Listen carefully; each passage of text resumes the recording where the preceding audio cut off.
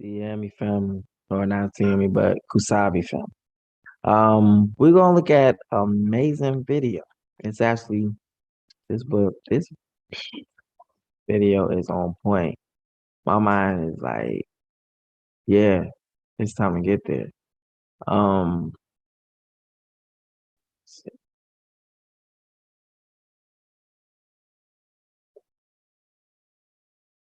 why is he offline? Hold on.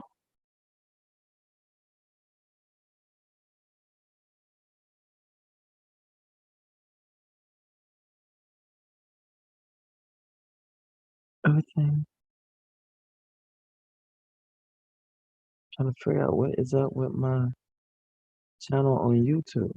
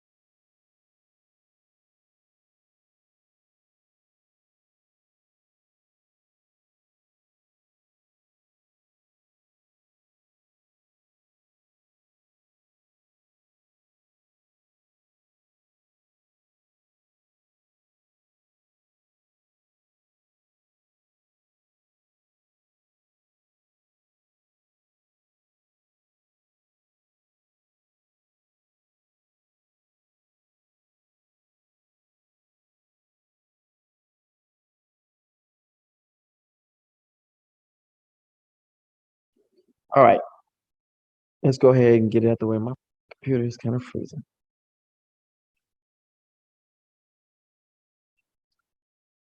So, salute to everyone watching by Yazarala Facebook page. Salute to everyone watching by Yasha Yahoo Facebook page. Salute to everyone watching by Left Shop to Human RA Facebook page. Salute to everyone watching by King David YouTube channel. Salute to everyone watching by I Am King David YouTube channel. Salute to everyone watching by We Are Bantu Periscope TV or Bantu Usulele Twitter account. Salute to Goshen. Salute to Michaela and Micah. Daddy loves you. May the will of the Father be done on the earth. My name is King Music or King David, and this is another session of Truth Colors, and it is Goshen Kusabi. So happy Goshen Kusabi to every single person right now. Y'all know what that means. Today is the Sabbath, right? Not the Sabbath, it's the world keeper, the Sabbath that the Father has created. And this is the main reason why Yeshaya Congo or Yeshaya Yah Congo, who literally died for this very cause. And we are not going to just shame him and not keep it. We're not going to shame him and not honor it. So since we show that we are his, we're owned by him, then we need to do what he tells us to do as his sheep. All right, let's get on with the intro and let's get this party started. I'm waiting to see this video again. Yeah.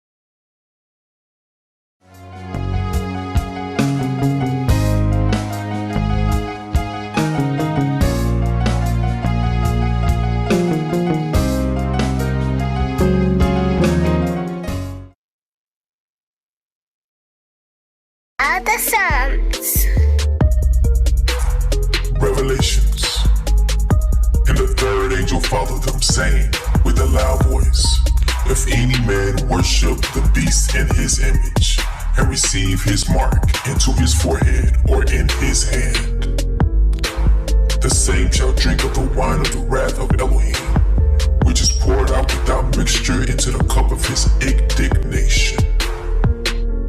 And he shall be tormented with fire and brimstone in the presence of the holy angels and in the presence of the Lamb. And the smoke of their torment ascendeth up forever and ever. And they have no rest day nor night who worship the beast in his image, and whosoever receiveth the mark of his name. Satan cast into the lake of fire. And the devil that deceived them was cast into the lake of fire and brimstone, where the beast and the false prophet are, and they shall be tormented day and night forever and ever. The great white throne. And I saw a great white throne, and him that sat on it, from whose face the earth and the heaven fled away, and there was found no place for them. And I saw the dead, small and great, stand before Elohim, and the books were open, and another book was open, which was in the book of life. And the dead were judged out of those things which were written in the books, according to their works. And the sea gave up the dead which were in it, and death and hell delivered up the dead which were in them. And they were judged, every man according to their works, in death and hell were cast into the lake of fire. This is the second death. And whosoever was not found written in the book of life was cast into the lake of fire. But I will tell you what will happen to cowards and to everyone who is unfaithful or dirty-minded or who murders or is sexually immoral or uses witchcraft or worships idols or tell lies. They will be thrown into that lake of fire and burning sulfur. This is the second death.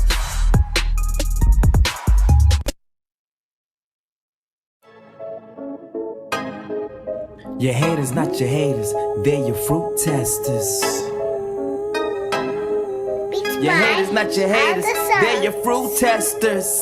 Hey, Yahuwah says, your haters, not your haters, they're your fruit testers.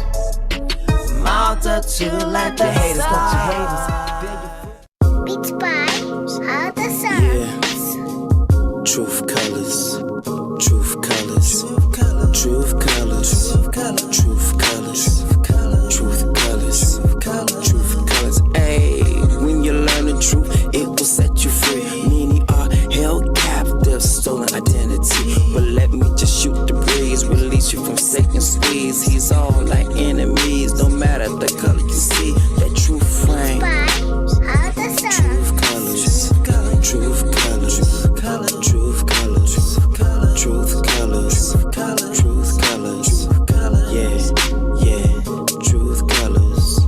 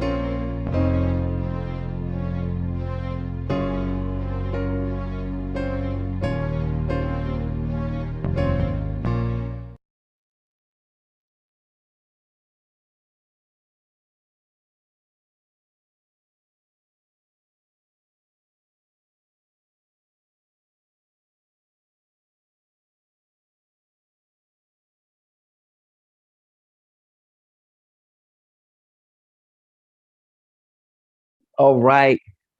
I've been waiting to show this one right here. This right here. This right here. Man, Christianity ain't got nothing on this.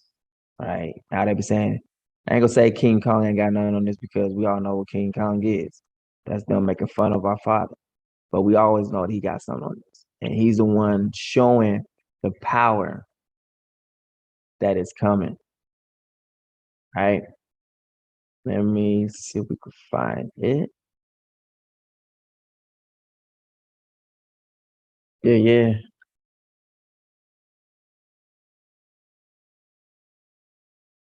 Happy Sabbath to everybody. All right, hold on. Where we at? My first one right here.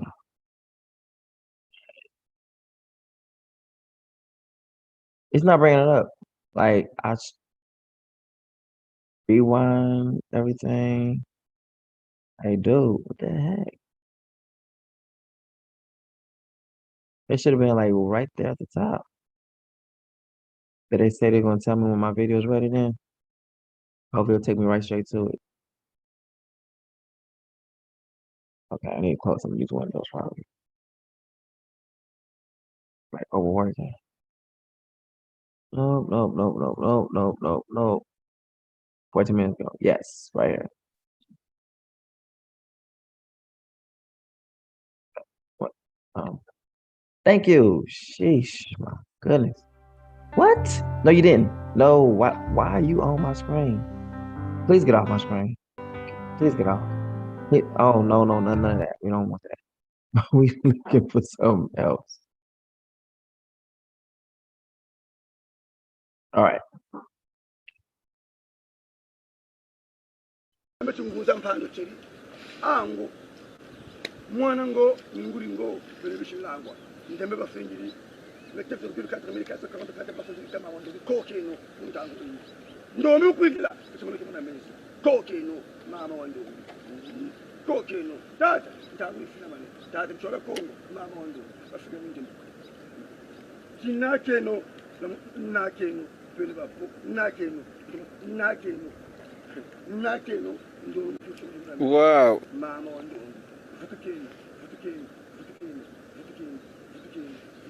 Génial.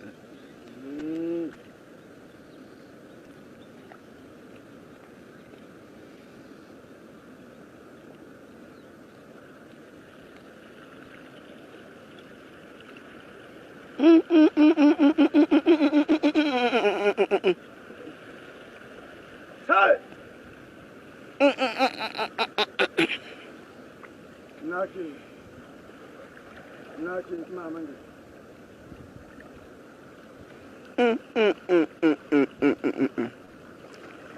Woohoo!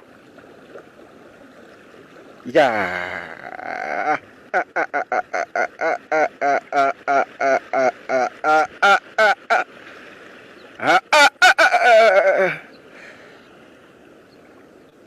Lulendo kukwaluka. Ngintu makongo. Bila. Zigirango jamushi. Mwana wa shatata David wa umushi. Apôtre plein. 12 étoiles in Luataka. Jimbu Chaba Corbeau. Je représente le corbeau noir au Congo. Tata Keguni et Tata Papai. Au fin Ntembe, Chimutele Butukuta Mutele. Chingonda, oui, Jama. Chintangu ni Jami Sayo. Tagile Menukwa, Takanum Chukulietu, Matonda. Yangarale, Matonda Mamingi. Deka, Etambe, toute la tonne.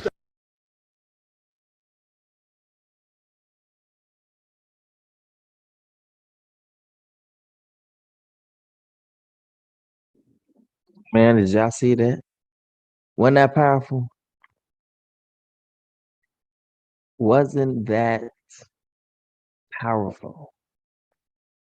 Now we're gonna go look at some things, right? What are those things? It's called a word, right?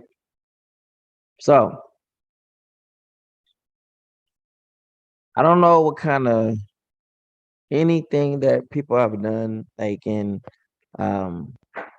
Moses' time, when he had those who could actually mimic what Moses was doing. But there's nothing to me so far that seems any sinister what he was doing. It don't seem like any kind of witchcraft or anything. It just seems very pure, you know, from what we see in here. Seeing water is being controlled by his, he's speaking though. He's commanding the waters. He's not just over there and it just, magically happen. It has to be something there. That's why I said, like, could this be? You know. Um, so we got the two olive trees. Then answered I. This is from what? Zechariah chapter 4. I'm not saying he is, but I'm just saying we're gonna have to look at some scriptures, and these scriptures are matching perfectly, right? We don't count out anybody, right? Then answered I and said unto him, what are these two olive trees upon the right side of the candlestick and upon the left side thereof? And I answered again and said unto him, what be these two olive branches, which through the two golden pipes empty the golden oil out of themselves? And he answered me and said, knowest thou not what these be? And I said, no, my Lord. Then he said, these are the two anointed ones that stand by the Father of the whole earth. Now, we find these same ones, same thing over again in Revelation, right? Just how America has made everything about their holidays, Father's gonna make them keep the feast days. I love it. So they're gonna be forced to be righteous. I don't want to be righteous, I want to be bad. They're, what I'm saying, anyone who loves, what I'm saying, wearing the devil's horns and yeah, hell Satan and all that kind of stuff like that, they're gonna be forced to keep the Sabbath. And anyone who don't show up to the feast, oh yeah, buddy, it's gonna be a feast, all right. We are going to mess you up. You are going to get your behind messed up in so many unimaginable ways. I don't think they have invented the way we are going to kick your butt. I just don't think they have actually, what I'm saying, like I have not seen or ears have heard, what I'm saying? Whatever the world put upon us, the beating, how the grandma off of Don't Be a Man's Wife, what I'm saying, drinking your juice in South Central LA, when she said, that old beat down that the police gave me didn't do nothing, didn't slow me down one bit, how she said, they beat me down, but my trigger finger is still good. That grandma, oh, that old beat down that they police gave me, what I'm saying? That wasn't nothing. I could still stick and move. Dare I? Yes, I definitely dare us.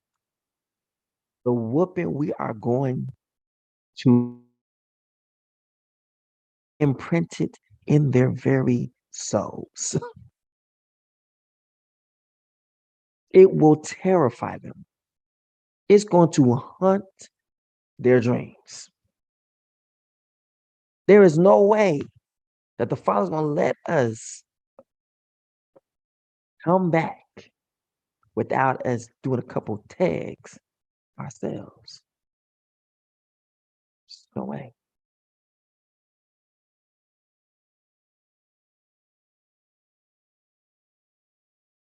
That's why the Father said he gathers people down. Where? In your homeland. Oh, Africa's so beautiful. It's so wonderful. So beautiful. A lot of people down there just chilling, thinking they're having a vacation until we all show up there. All the ones who had the money to get down there, it says, what? The Father's going, it says, if there's certain parts in the scripture where it says that the slaves that were slaves to these people, it's like us versus them. Who do you think is going to win? Oh, yeah. And we got the host of heaven behind us, too. Do you see? how bad this is going to be? It says in the end that their children are sold, they themselves are sold to the Sabines, whatever that is. That just sounds so far away. It's going to be far away from where they came from. So if they came from Europe, Russia, dang it, we're going to send you all the way to the other end of the earth. You're going like that way. But this is going to be America. So America is going to be just like, imagine how when they sent us here, here, here, to match the punishment perfectly, they got to be sent here, here, here, and here. See, what's going to happen is it's going to be a switcheroo. I wish I had 2 cups. I do have 2 cups. This cup of water. All right, here it is. These are 2 cups. What we are simply doing is this. So if this has been our cup of punishment, and this has been a cup of blessing, the Father's about to do it like this. You still have slaves. They're just over here. You still have those who are poor. They're over here. We're about to do a switcheroo. So you receive the curses first. Now that's not fair. You to keep receiving curses. It's not fair. I'll be an unrighteous ruler.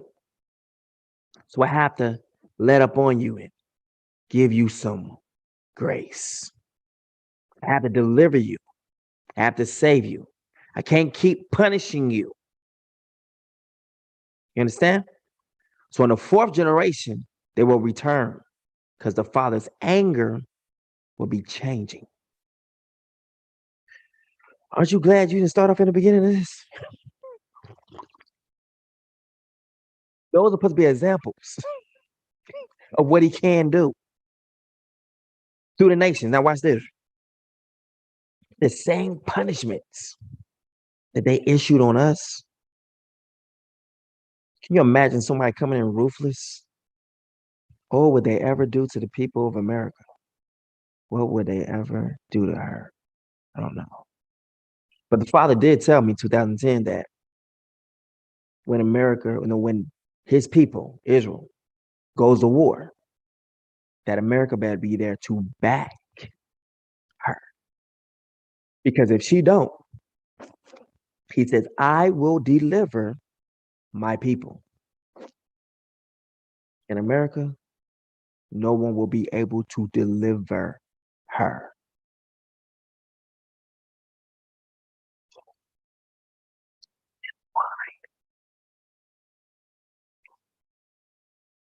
See, the Father calculates a person's behavior. He already knows what's in you. People didn't understand that the Father was distancing himself. Even in the times of Moses, he was distancing himself from us. When you look at the scriptures, and I say this all the time because I'm trying to show you something. You can tell who about to get messed up and who's about to get blessed up. It's the context of how the Father speaks about the people. If he did start off calling them, hey, I must deliver my people. He started off with that with Moses. My people. My people. The more he got to know those people, he started saying, Moses, those are your people.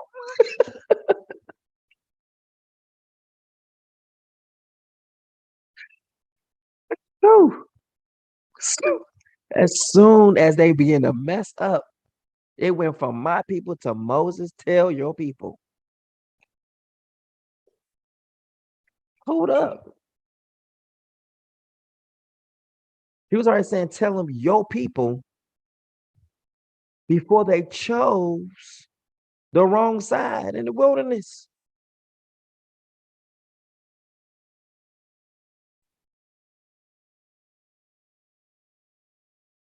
He knows his sheep, and his sheep knows him. They are obedient. Now, Revelations 11.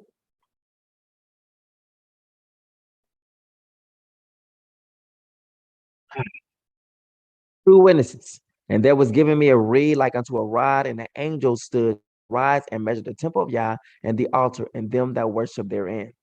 But the court which is without the temple leave out and measure it not, for it is given unto the Gentiles. Gentiles can be Canaanite, Asian, white, all those will do. Because Canaanites or Hamitic people are still considered to be Gentiles.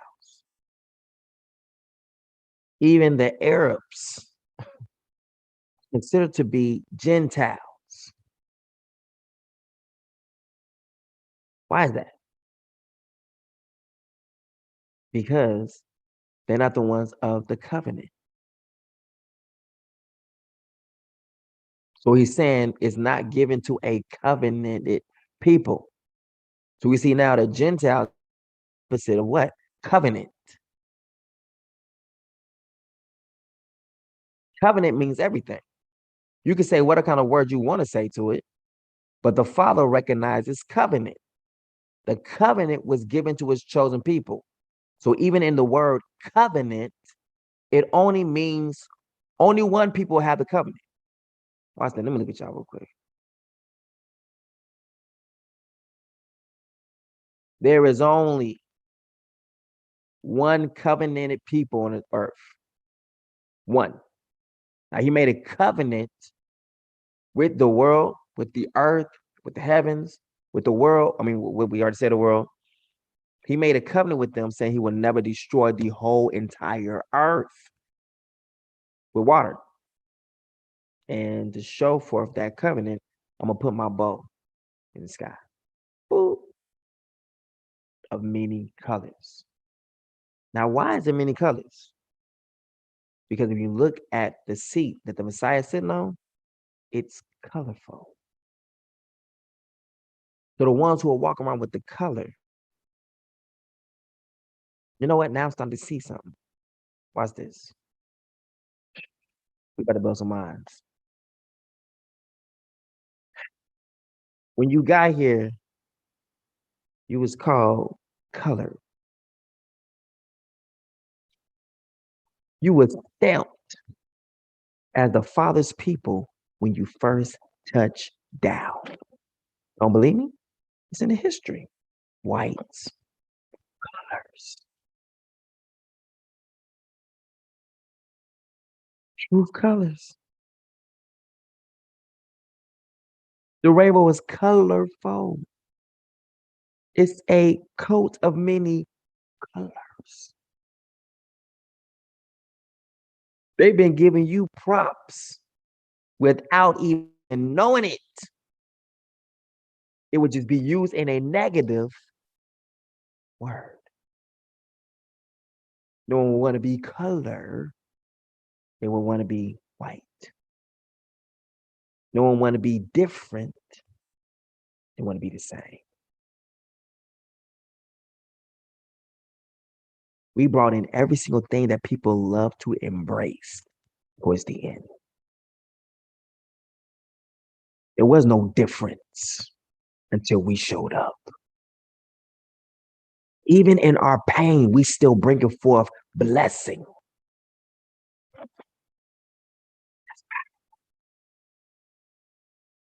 No matter what state we're in, we're always bringing forth the gospel because it's in us. We show the difference of what it is to mean set apart, when nobody want to deal with you because you set apart. I can't even deal with you. You so holy, set apart, that even in my anger towards you, I'm a hater of good, the seed of good. So I'm going to paint it as bad. I'm going to sick the dogs on it. I'm going to try to wash their color off. I can't stand your promises. I'm going to try to brush it off you. Are we starting? We in the building now, right? Now, I'm gonna get you to hate your color, so you can hand it over to me, and I can put it in a pill to protect my self. But all through the scriptures, color has been the thing. Let's go look. And this is in history. Whites versus color.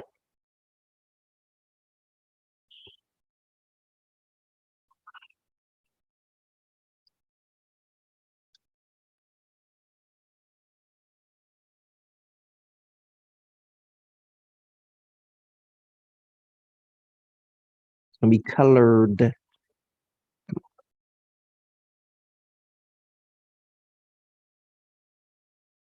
There we go. Look at that. Waiting room for color. Watch this. Let's make this in a positive note. Waiting room for the set apart only. Oh my goodness. Oh, segregation is not so bad no more, is it? It's not so bad no more. But the Father made us hate the very thing that we could not keep. So since we could not keep anything of what was of the covenant, we ourselves would have to forfeit it. Whites only, coloreds only. You were segregated, had your own thing going on. So you yourself were manager of you because they didn't want to come near you.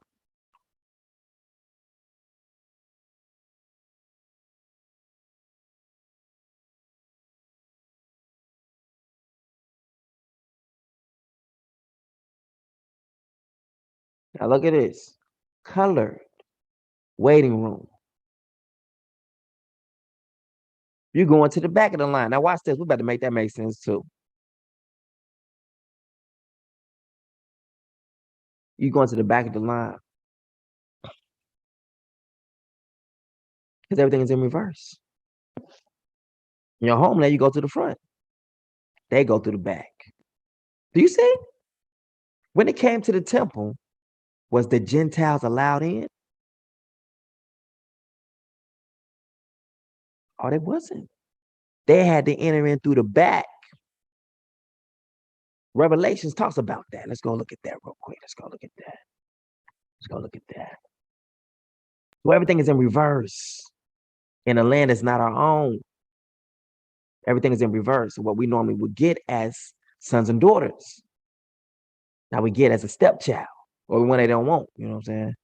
But look, the two witnesses, and there was giving me a reed like unto a rod, and the angel stood saying, rise and measure the temple of Yah. See, temple and the altar, and them that worship therein. Well, watch this. He's about to make a separation. There's a separation in the land.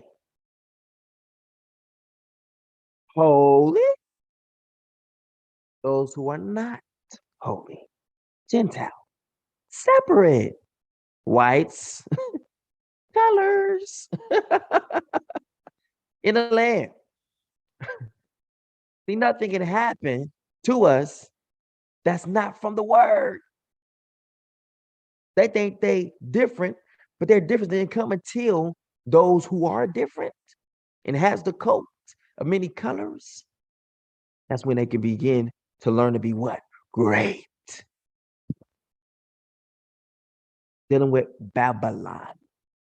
Actually dealing with Egypt. The daughter of Babylon.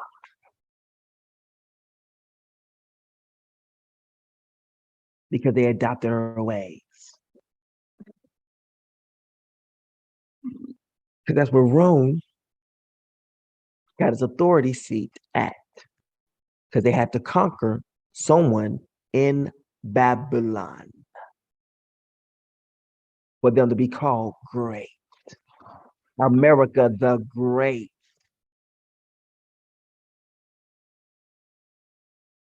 America the Great.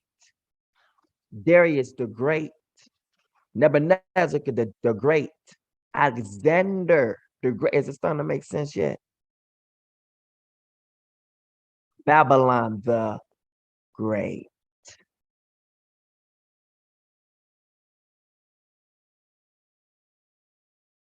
Look.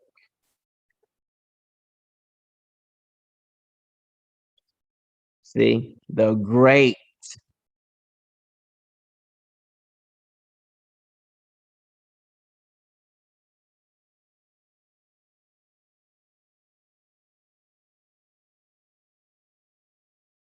So everyone who walks around and calls it great because they get their authority. See, the fall of Babylon, the great America. People are starting to catch up. Now, America got its power from Rome. That's why there's immunity for the so-called Pope. Now you find out what Rome is, then you find it also being a part of, watch this, the Jewish kingdom. This nation will also be a part of, dang it, Jews and Saudi Arabia.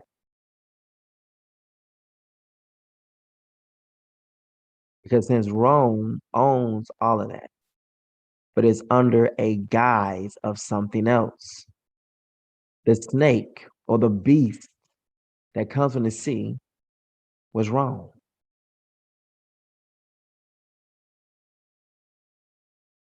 Notice it never tells you how Rome came to the land. It never says how they got there. And all the 66, but let's see. It doesn't show you where Romans come from. Look. Rome and soldiers came from Bible verse.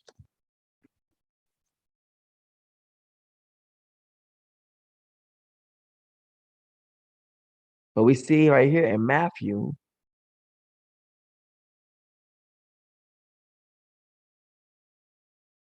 Rome is all in the New Testament.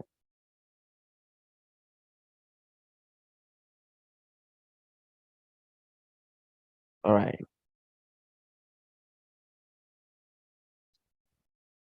Looking from Daniel. Let's go look. Let's read the rest of this first Revelation and then remind me about Daniel.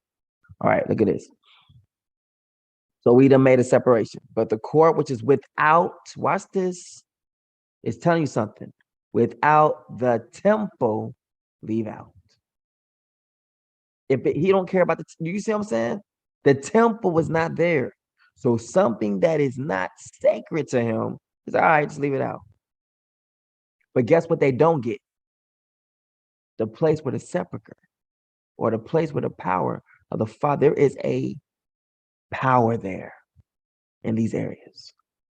And there was given me a reed like unto a rod, and the angel stood saying, rise and measure the temple of the Father and the altar and them that worship therein.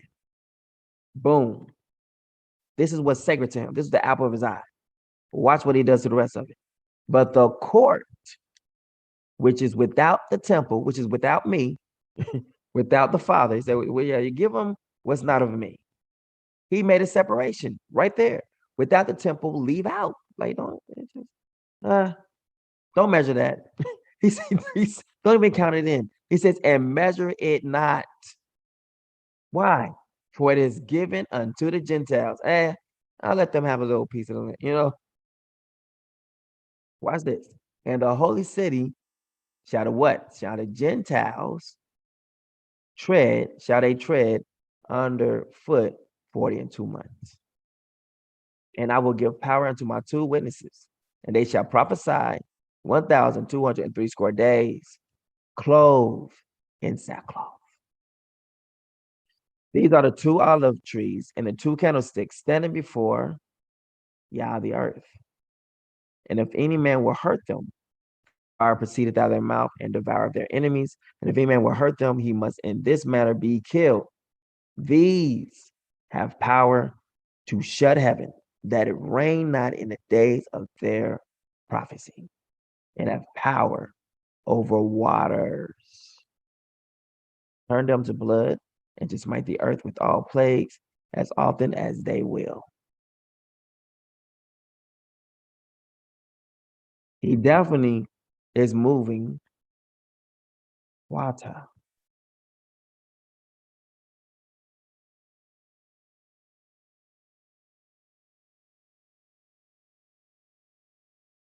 And they just won't show it, like, just trying to figure that out. Like, where is the video? Why do I have to keep trying to go find a vid? There it is, right there. amechunguza mphando cheri angu mwana ngo nguri ngo bele bishilangwa ndembe bafengiri lekete kuri 4440 bafengiri kama wando kokeno ndangu ndomi ukwigila chimwe kimuna menisi kokeno mama wando kokeno tata ndangu ifina mane tata mchola kongo mama wando bafika ndimbo kinakeno nakeno bele bapo nakeno Wow.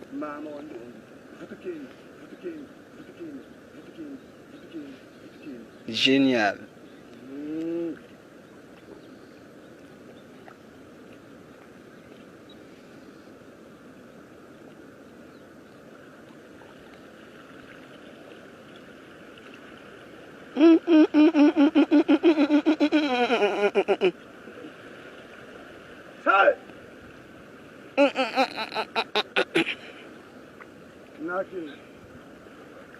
Nothing, mama.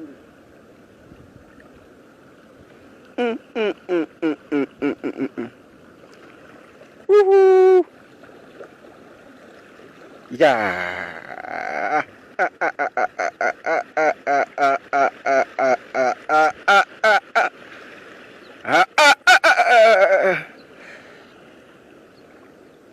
Lulendo kukwaluka. Meni tuma Kongo. Bila. Zigirango Diamoshi. Mwana wa Shatata Davi wa Umoshi. Apôtre plein. 12 étoiles in Luataka. Jimbu Chaba Corbeau. Je représente le corbeau noir au Congo. Tutara Kinguni et Tata Papai. Au fin Ntembe, Chimutele Butukuta Mutele. Chingonda, oui, Diama. Chintangu ni Jami Sayo. Tagile Menukwa, Takalum Chukulutietu. Matonda. Yangarale. Matonda Mamingi.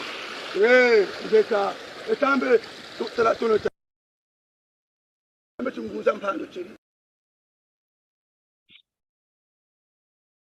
That is powerful.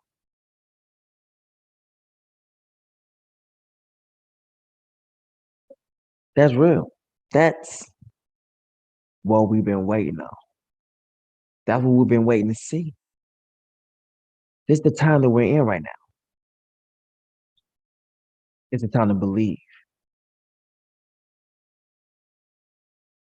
And things that we have never seen before.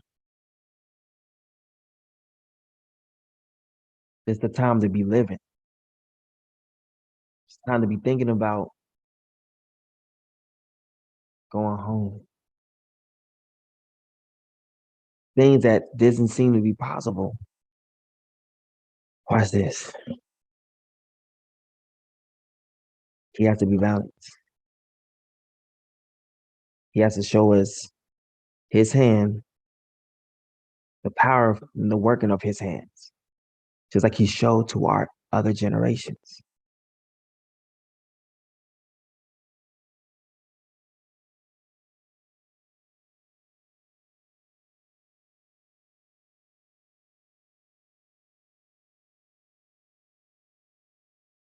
He's real. The Father is real and his power is real. And when we begin to surrender to it,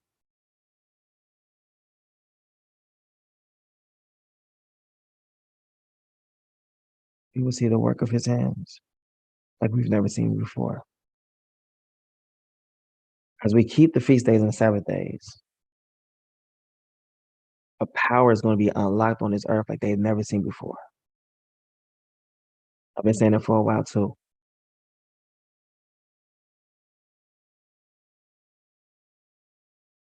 Because that's what I know is true. And his word shows it. He already promised to do things that he said, Egypt, let's go find out. No longer would I be talking about what I did in Egypt. He about to upgrade. I'm gonna go outdo myself. The Father's in competition with himself. Like, look, only you can do this. I know I can. I mean, who can counsel him? Right?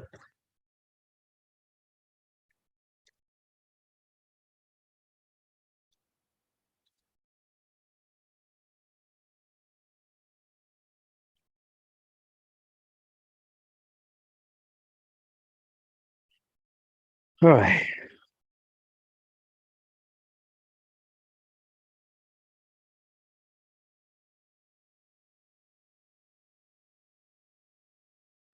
In his days, Judah will be safe, and Israel or Yisrael will dwell securely. And this is the name by which he will be called the Lord our righteousness. So behold, the days are coming, declares. Watch this. So behold, the days are coming. That's future tense. Declares El Shaddai, when they will no longer say, as surely as Yah lives, who brought Yisrael up out of the land of Egypt. Instead, they will say, as surely as Yah lives, who brought and led the descendants of the house of Yisrael out of the land of the north and all the other lands to which he had, watch this, wait a minute. So he said they didn't even come and take you. He said they was coming to remove you because I called security.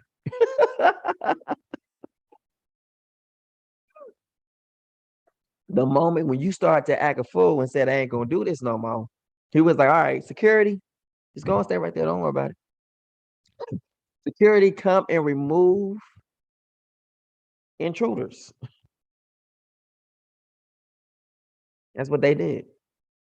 They came right on up, like, yeah, we are security. They've had security ever since.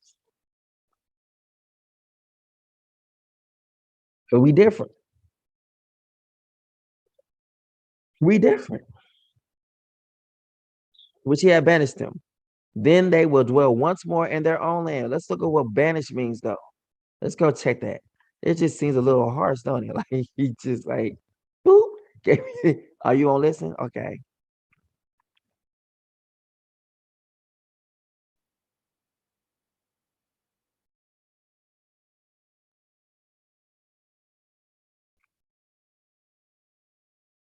All right.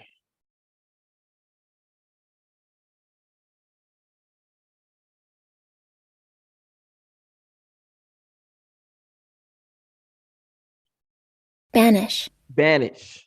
Send someone away from a country or place as an official, watch this, punishment. Wait a minute. Getting some things. All right.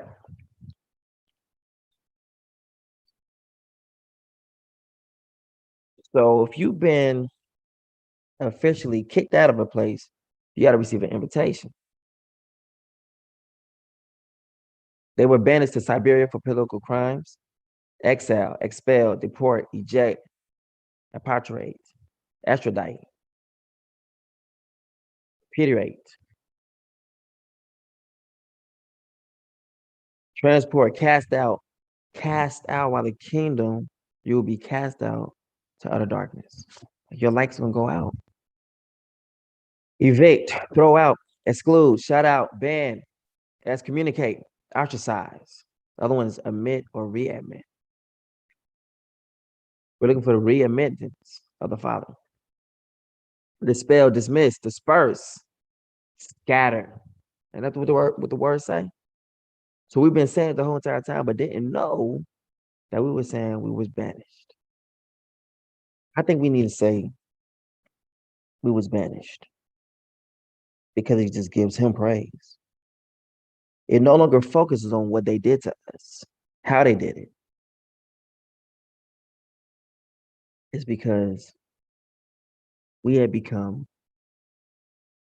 disobedient. And what we do with disobedient children, they get kicked out the home.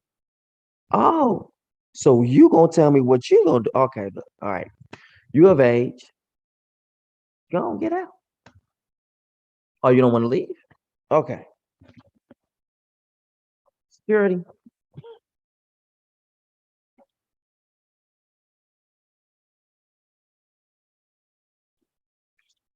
And a dissipate, to rout, to oust, to cast out, shut out, get rid of, quell, allay, eliminate, dislodge. Opposite of engender.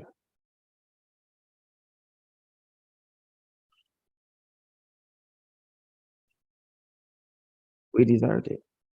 Period. We can't sit here and feel sorry for ourselves. If we got banished, that means we deserved it. There's no way that he who gives us every single thing is going to give it to us and then immediately take it away from us. We had to do something that deserved that punishment, but it had to be so bad to where he banished us. Banished. Bro, think about that. That's like being court-martialed in the military.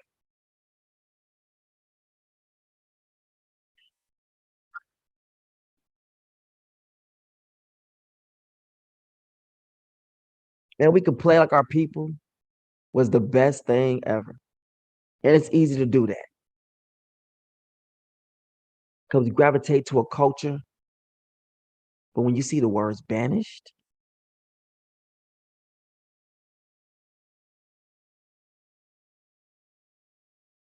that puts the blame on us. The Father's still gonna get the people who did this to us. But he says no when I even what? He says that he will forgive the sinner, but he will not leave him unpunished. Even when King David messed up, man, it's King David right there, dog. You know what I'm saying? Hey, Bathsheba, I'm his number one. Man, the Father he kept a boot in King David's family for a long time, to where a lot of us who are of that kingdom display it all the time and don't even know what it is. The literal black on black crime is the literal same thing that the Father said will be in David's household. Was good. That's the curse. Look, since you did this, David, the will never leave your house.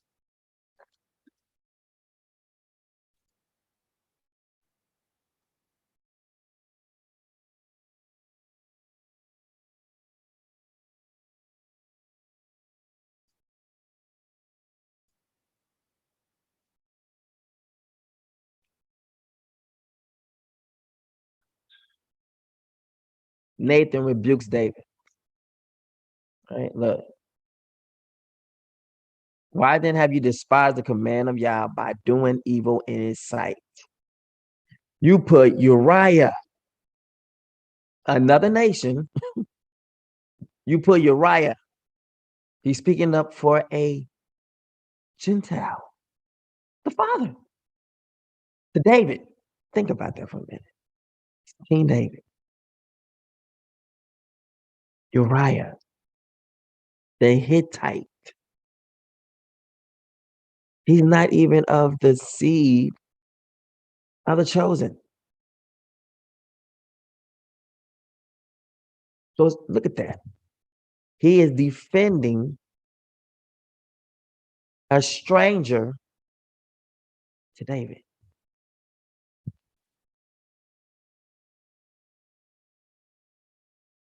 Just want that to sink in for a minute. You put Uriah the Hittite to the sword and took his wife as your own. For you have slain him with the sword of the Ammonites. Then he says, look at this. David said, when the heat of the battle comes, let him be and let him get destroyed pretty much. He sent him on an assassination.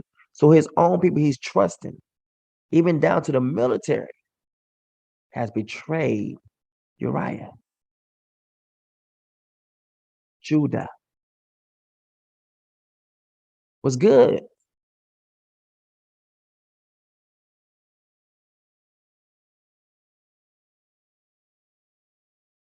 Ever heard of hustlers? See that right there? That's a hustler move. I'm serious. It was gangster move. Like literally. All right. He ain't doing this. All right, cool. Hey, look at little homie. Here you go. He ain't gonna look at the paper. He knows he got a loyalty to David, to the king. He's not thinking the king's gonna mess him up. No. But David's at his wit's end. He's at his wit's end, like, man, I don't try to get you to go sleep with your beautiful wife like I have. Yeah. Try to cover up something. And the father sees this.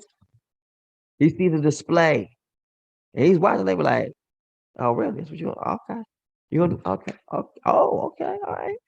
Remember, your mouth belongs to me.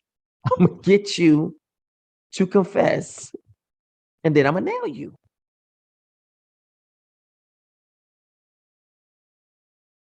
Your own words.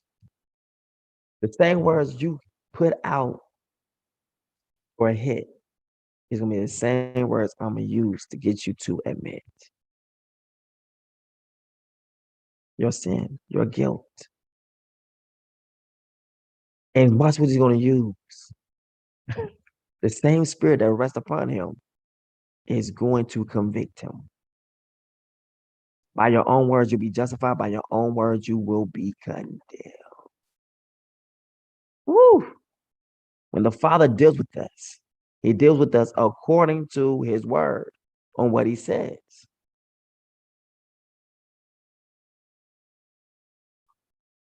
Here we go. Nathan rebukes David. He's going to correct him.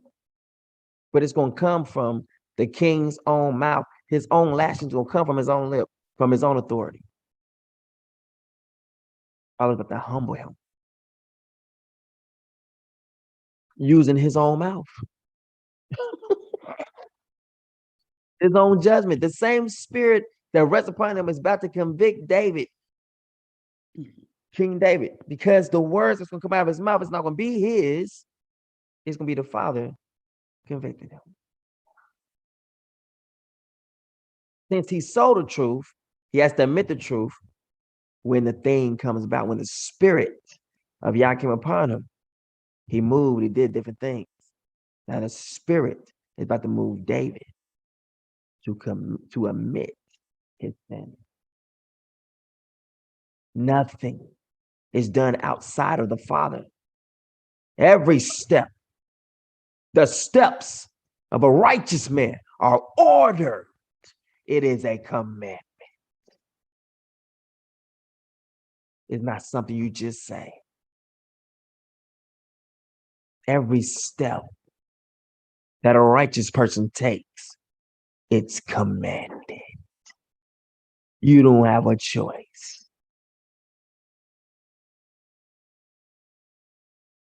Then Yah sent Nathan. Look at this. The father sent Nathan to David. And when he arrived, he said, there were two men in a certain city, one rich and the other poor. The rich man had great number of sheep and cattle, but the poor man had nothing except one small ewe lamb. Now look what he said. He said David had wives and concubines. He is using sheep and cattle, saying he has more than enough. But the poor man had nothing except one small ewe lamb. This ewe lamb represents his wife. So the sheep and cattle has to be balanced with his wives. He had a great number of wives and concubines. But the poor man had nothing except one wife that he had bought. That's his. He raised it. Understand? He's putting the nature. He's trying to get you to understand, like, look, this is all he had. And not only did he have it, he took care of it. He bought it. Meaning what? She was a virgin. Ooh, starting to get deep now. Here's the parable, all right there. He is telling you, once you know the culture, you hear the parable, and you can put the words there that you don't see written. Small ewe lamb. He purchased it. That he bought. Since we're talking about a woman, he got her when she was a virgin. He paid the dowry for her. Watch this. He raised it and grew it up with him and his children. It shared his food and drank from his cup. Father is pulling his heartstring. It slept in his arms. He's holding his wife at night, sleeping with her. And was like a daughter to him. She was close of kin like a daughter. Very intimate. He made it very intimate, letting them know exactly what the hidden code this person loved. This lamb. And he's talking all this stuff about a lamb. Look, come on. Raised it. He made it so romantic, it shared his food. Come on now. A lamb sharing your food? Bah, move over, dog. It's not happening. Ain't no animal about to be sitting up here and you up here eating with the food with your lamb. This is great right here. I love this. I love when we share dinners like this. It's great. I love it. Don't wait to get the hairs all over my food. It's great. So he's not talking about, so he said man to a lamb. It's a virgin. Except one small, one special virgin. Except one small, showing that look, compared to what you have, this will be small in terms. But for him, he goes on and say, what? It was the world. One small ewe lamb. Now, thank you, Father. Oh my goodness. Father left another code here.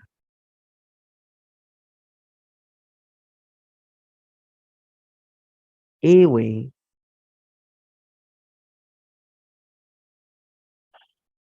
is a specific thing, like you only get it from a specific place.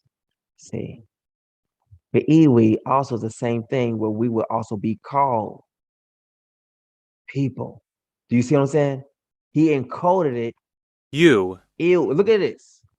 Ew. Right? Now look, they changed it to ew, which will be the opposite of what glory is. He literally put in this context what we were called. Ew. Put that together, what? And you got Jew. Let's do it. And if you write it in reverse, it still fits. Ew. Since the enemy does things in reverse, we have to do it another way. So instead of that way, it won't be J. Yeah, we got Jew. Or what's the other one? Either way you go, it's going to be, if you go in reverse, J, E, W, Jew. If you go in front, it's going to be J, E, W, Jew. Ew. Because we know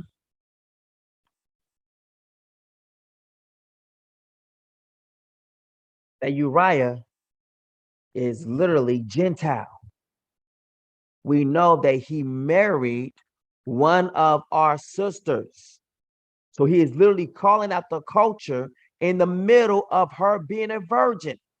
One small, ewe, precious lamb, peculiar lamb. This iwi is literally us, the iwi people.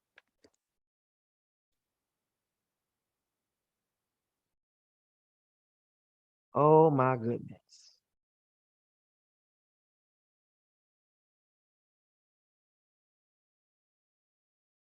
Iwi people is in Ghana. What's good, family?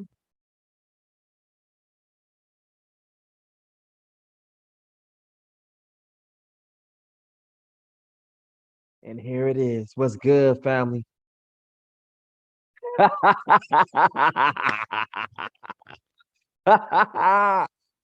Ah.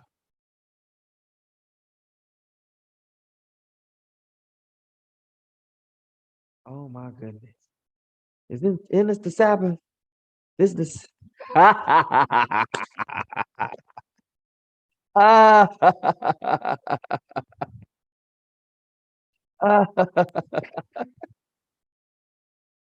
Oh, praises, man. Oh, praises, daddy.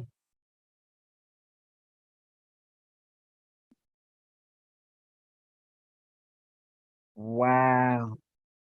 You are a peculiar, special people. Iwi. People. Special people. It was a small people. It was not because you was huge. It was because you was small. Small Iwi people. Iwi Bantus. Real quick.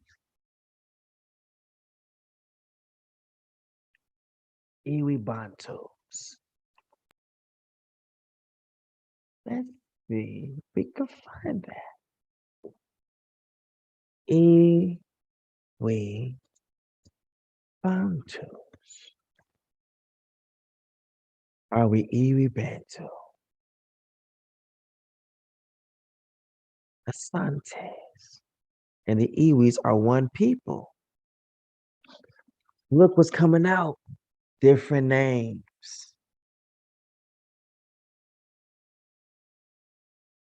Asantes.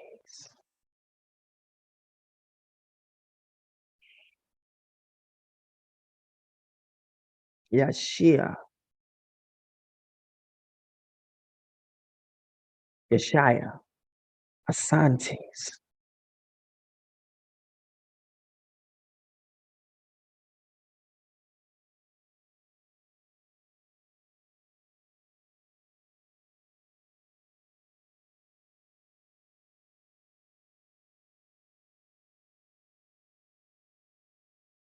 All right. So Iwi peoples living in southeastern Ghana, northern Benin. Look at this. All right, now we about to. Oh, this is where we get very technical. This is what I love doing right here. Because they just said something. We're gonna have to go do something. because my mind is peaked. So I gotta go see.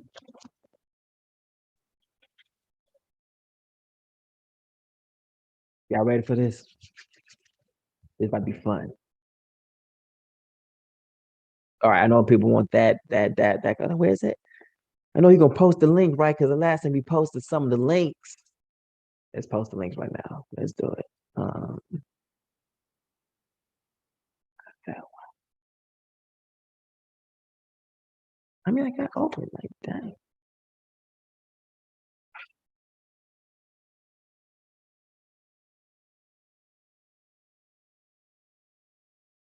This is powerful though. Right? Like, let me see. I'll do it on Snapchat. I'll do one here too. People want to see it. I mean, this is yeah. You know what I'm saying? I'm like, dude. My mind is over here like, dude, did we just, dude, you see what just happened, dude? Like the father just like, here you go. This is who you are. The Ewu's people, the Iwi, the Ew people. This is how it's opposite of what glory is, right? Being lifted up to something you hate. Everything that we had turned into dreadful, right? We have locks. We'll call them dreadful locks. It's dreadful locks. Our name means beautiful, right? They named it ill. Total opposite. It's powerful. And it'll have no kind of finesses the world will put on it. Like you can't even, the Father like gave us a name that you can't even change if you wanted to. Like, no matter how you try to change it, it's gonna sound like ew until the Father put the glory back to it. The Iwi. The Iwi. They're saying ew. The Iwi or Ewi peoples living in southern eastern Ghana, southern Benin. Now watch this. And the southern half of Togo, Simone Togo or Togo. Now, let's go and look at something. Why am I sitting over there? It says the Iwi's people. Now it says he knows where the seat of Satan is. Let's do it. Because now we need to see this banner that they have. Look on the map and see where it's at. And we're going to see it's in those same areas that he just named. Coincidental? Head to the knob. The enemy knows exactly where to hit at. That's how he gets removed. Because he must be removed from this place, from this position.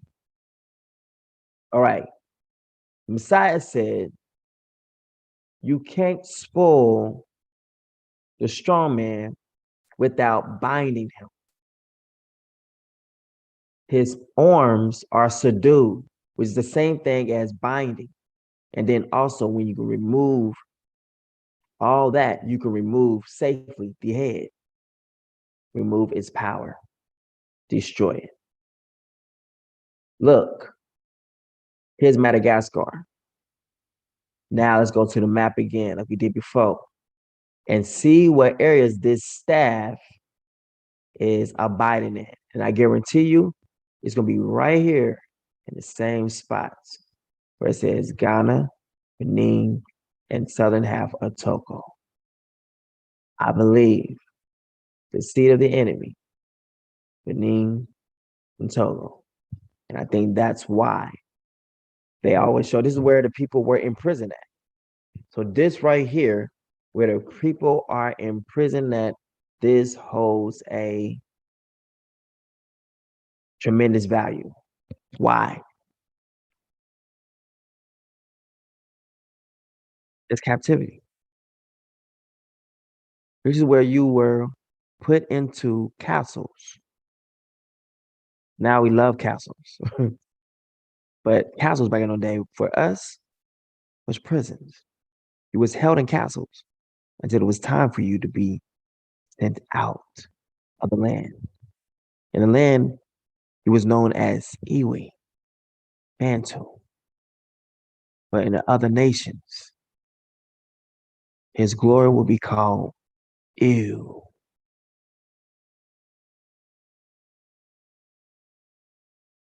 So let's see again where their staff is abiding at. And notice it's like it says, the staff of the wicked, the scepter of the wicked. Look at this, the scepter of the wicked. The scepter of the wicked. Look at it. This is a scepter. This is a scepter.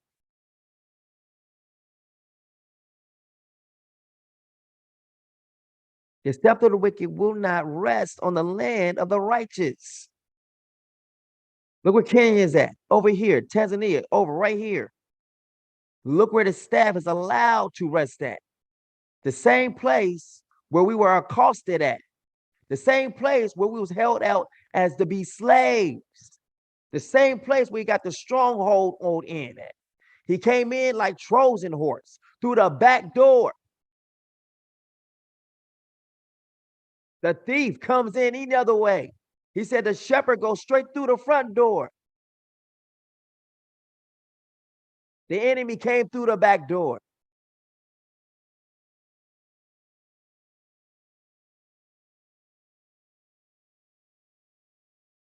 You got to be betrayed within.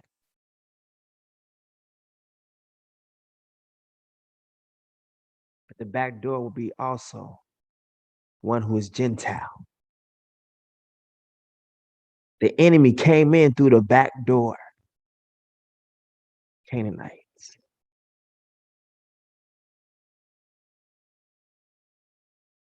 The enemy came in through the back door.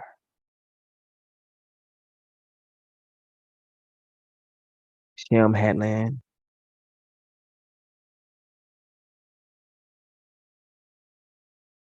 In Canaan, he had land too. But he didn't take the land he was supposed to. He took the land that belonged to those who are called Ew. He took land from Shem. A small piece of land from Shem. I think he stayed towards the back of probably of the property of Shem. But he would still be an enemy in the back door. Anyone else who didn't come through the front, through by birthright, didn't go through the way signs, but came in some other kind of way, is the same thing as a thief and a robber. So Cain came over and Canaan stole land from Shem. The land was stolen because Shem never gave him permission to have it. That's going through the front door. So let's see. Canaan takes land from Shem.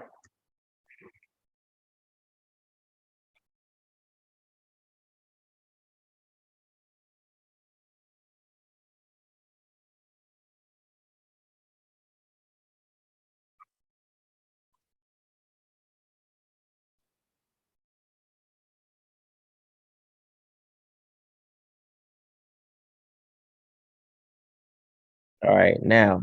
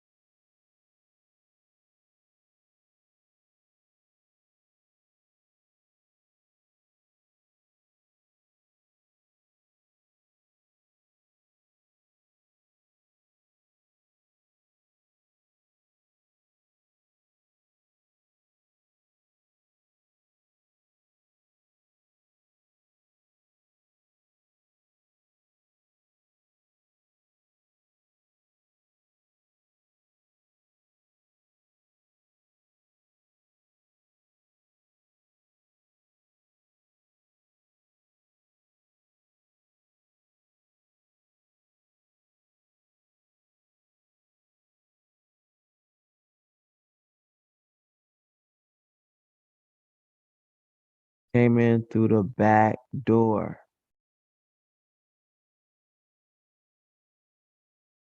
Wait a minute.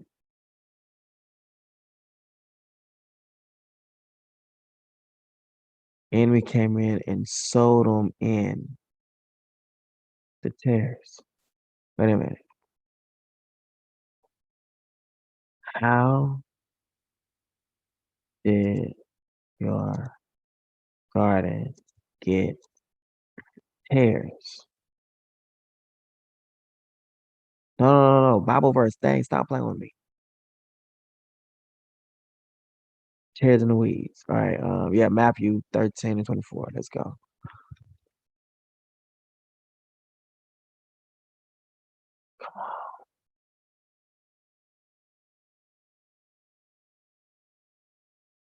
I don't want to know what I mean. Give me the book, you blessed people, you. Just love you. It's just, all right, where you at?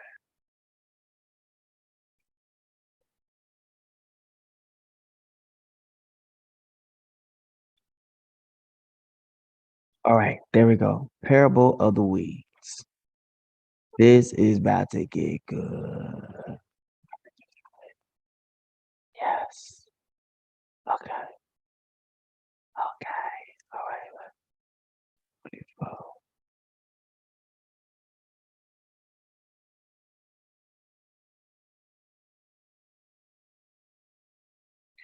And he spake many things into these parables, saying, Behold, a sower went forth to sow. And when he sowed, some seeds fell by the wayside, and fowls came and devoured them up.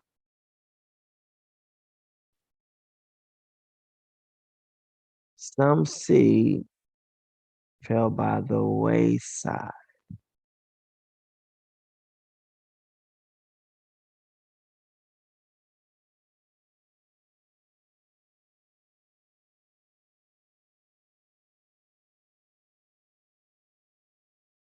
Wayside. And the fowls came and devoured them up.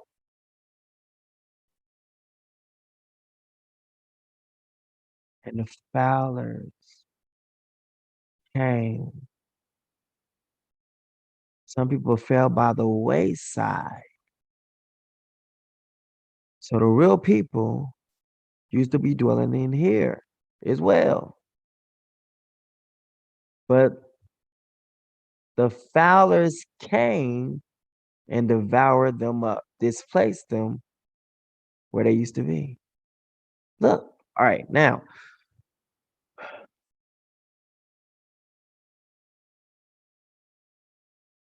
And when he sowed some seeds, some fell by the wayside. They did what? They began to leave the Father's ways, right?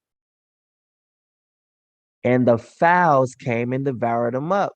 The next part, what was their punishment when they fell by the wayside? Meaning what? And he sowed some seed, and he sowed some of his people, and he sowed some of the Iwu Bantu in this land. Meaning what? He gave it to them. This was their land. But then they began to mess up.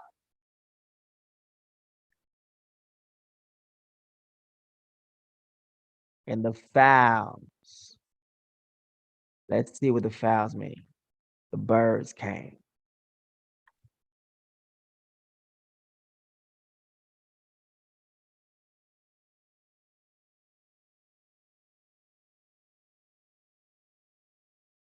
Come on.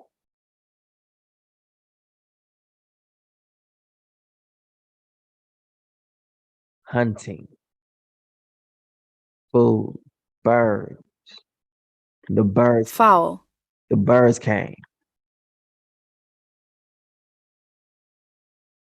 The birds came and did what? The birds came and devoured them up. Watch this.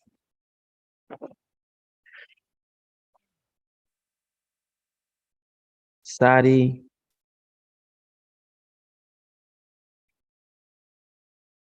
Arabia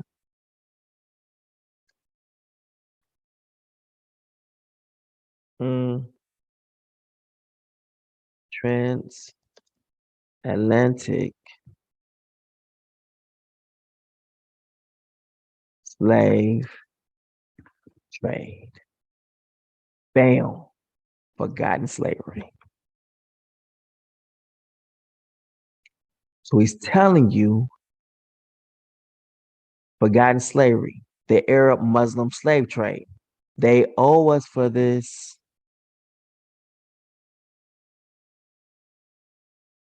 So some people are going to get out of line. My people are going to get out of line. And he sowed some seeds.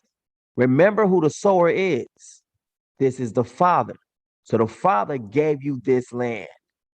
But your behind gonna show out. They fell by the wayside, meaning what? They got into sin. They fell out of the covenant. They stopped keeping what I told them to keep. So now punishment is coming. What's that punishment? And the fowls came and devoured them up. Forgotten slavery, the Arab Muslim slave trade. Now, in those areas where you used to dwell at, the fowlers now live and dominate. Look at the location. Over the years, global focus and discourse on slavery has concentrated on the transatlantic trade that featured the Americas and the European merchants. One other trade has, however, remained largely ignored. At the times, even treated as a taboo subject, meaning like, no, this would never happen. Despite being a key, you understand? They got the keys to the land. Being a key component of the African history of the we.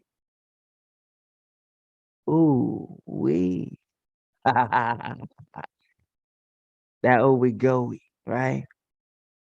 We be that mixture that keep everything together and keep everybody be like, white. Be like, right.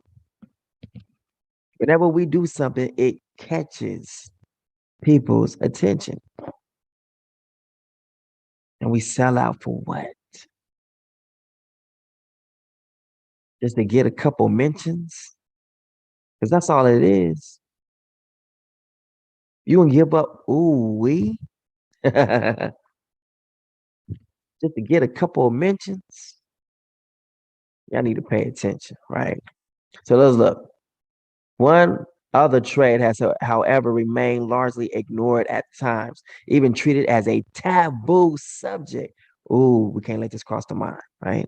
So these are going to want to be the ones who will say, I know those who say they are Jews, but are not, but are the synagogue of Hasatan. Right? Subject, despite being a key component of the African history, owing to its devastating impact. Meaning, like, do you understand, like, if people understood how ruthless these people are who we harbor as friends, or is it really friendship, or is it actually that these people own America?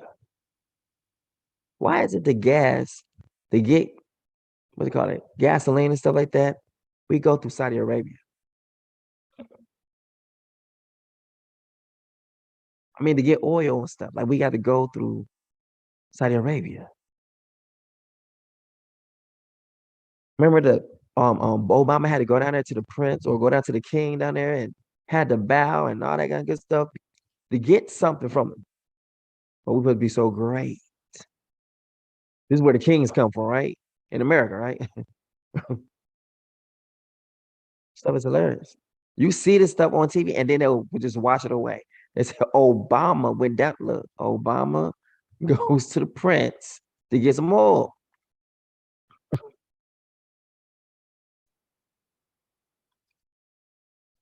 He go gets the gas prices knocked down. Wait a minute, hold up. Obama gets gas prices lowered. Look, we had to go get it done at though.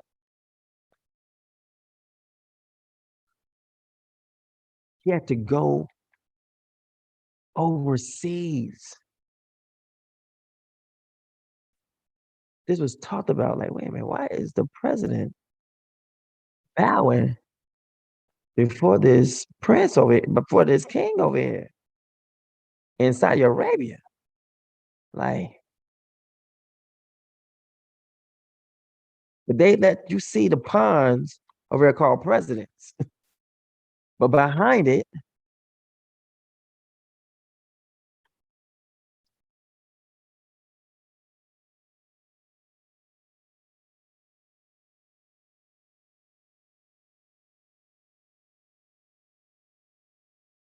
you're down 15. Let's see where we at.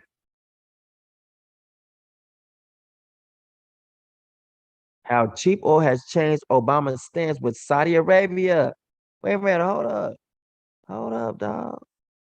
But I thought we great. Somebody says you the daughter, and they say you the queen. The father humbles America. In the word, it says, yeah, you of Egypt. You're Egypt. You're gonna be prison for my people. We getting there, because that's all in the word too. I'm just showing you exactly what this parable is saying to you. It's telling you your story without telling you the story. It's in the parables. The seed is you. So he's saying right here simply, and he spake to him many things unto them in parables. So he's always, watch this. If the Messiah is going to speak about the kingdom, then dang on it, he's going to be speaking about the kingdom. And he's already told us that he's only but to the lost sheep of Yisrael. So therefore, he's going to be giving you your history in the parables.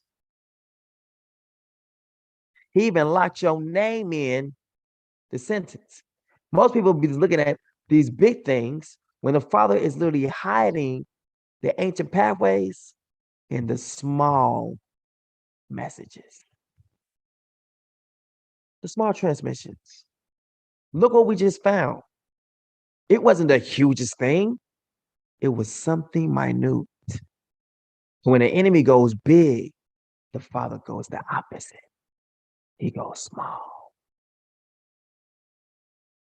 Son, don't try to be deep. Be simple.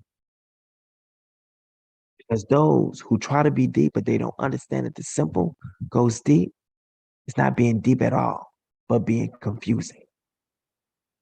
Because it's simple goes deep.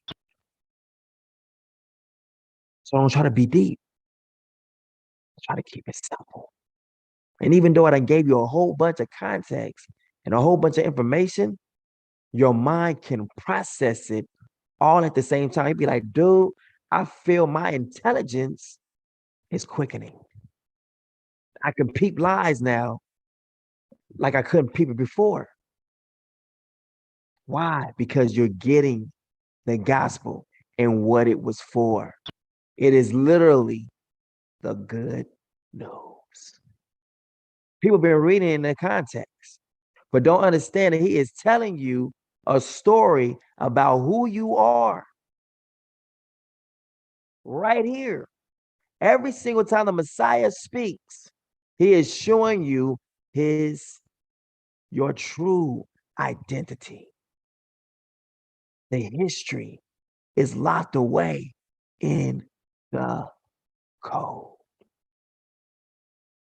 Who we're called is in the scriptures. Who we are is in the scriptures. Evil people, evil bandos.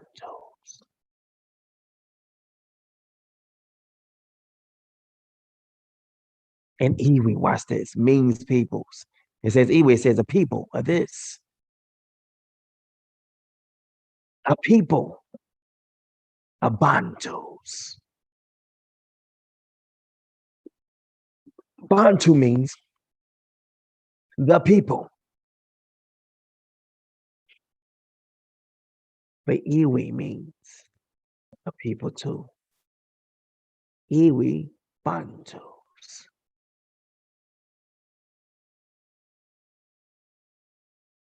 Bantu means the people. Iwa means people.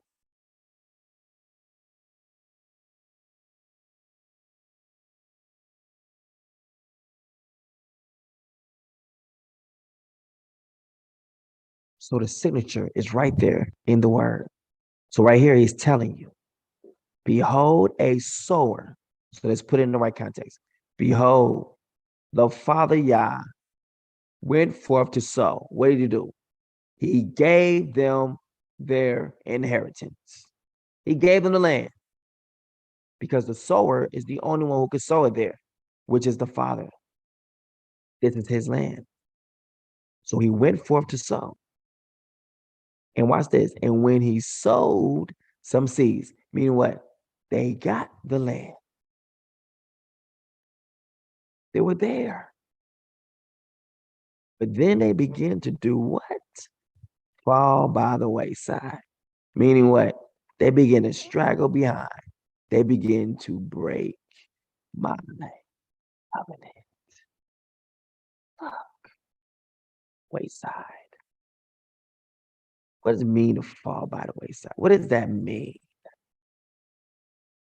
Wayside definition. Ooh, the edge of a road.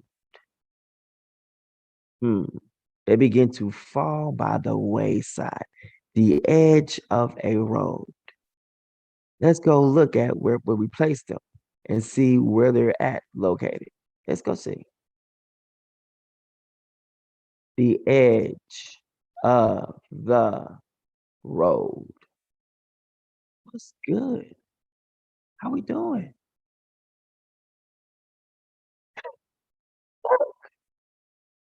The edge of the road.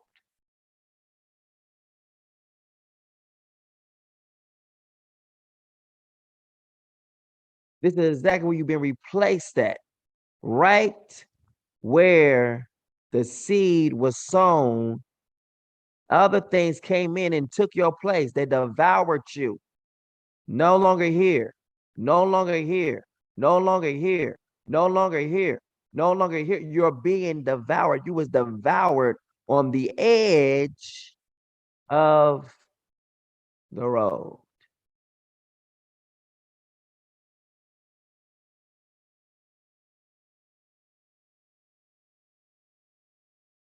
You're being devoured. This whole entire face is the garden. Let's go back and see if you can catch up now. Let's play. And he spake many things unto them in parables, saying, behold, a sower went forth to sow. Boom. Where's the face of Africa? Boom. This is the whole entire garden. Now listen to the context on how he speaks next. People get caught up in the field when he's talking about the land. So the whole land is the garden.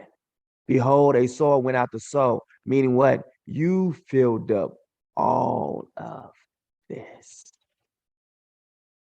They have parted my land.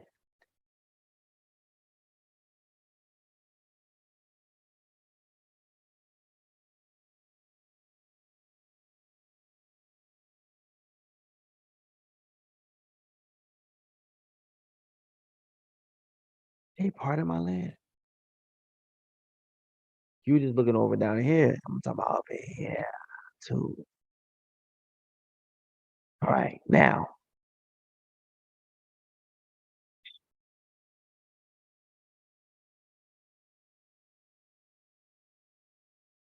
Behold, a sower went forth to sow.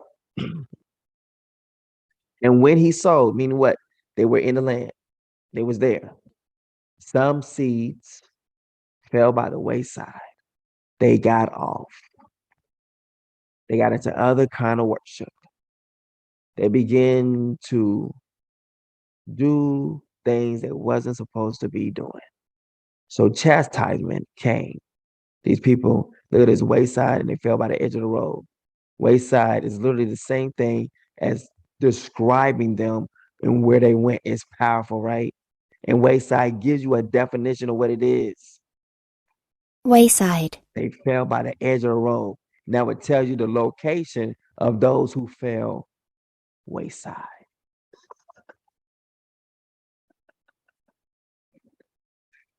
That's powerful. Who is like him? Are you serious? It's to fall by the wayside or the waist side. And then it tells you what they do. And you can see exactly the same one that said the birds came through, the fowls of the air came through and devoured that seed, devoured Yah's people. You see that they're literally all on the wayside. Powerful. Are you serious?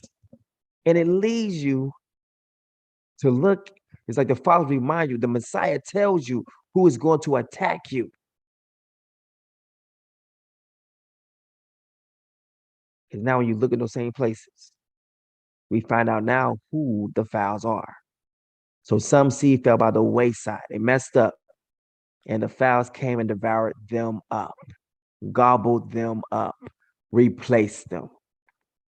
But how did they replace them? By also putting them into slavery.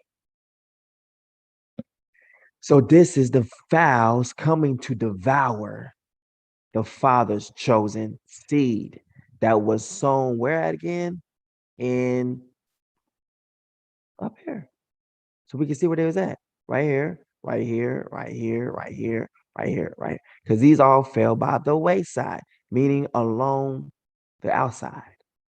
They fell. So the chosen seed was on the outside, right here, by the waist. But then some devourers came in and took their place. All in the same places where our people used to occupy. He's saying to you, don't let them lie to you and tell you that this is on your land. Every single seed that fell by the wayside, this is our land, this is ours, this is ours, this is ours, this is ours, this is ours. So they're going to tell you, oh, you only deserve. No, no, no, no, no. The word just told us in Matthew that this land belongs to us, this land, this land, this land, this land, and this land. As they squeeze me, please, could you please get up off of our land? It says you stole it. Right here in the context of the scripture. It just said it. When he sowed, some seed fell by the wayside. They got out of the way, but then there's ones from the wayside, and the fowls came and devoured me up. This word right there is literally bearing witness against Saudi Arabia. Powerful. Some feet, watch this, some fell upon stony places where they had not much earth, and forthwith they sprung up because they had no deepness of earth, and when the sun was up, they were scorched. And some fell upon stony places. Watch this. We're gonna get that. He's telling you now the condition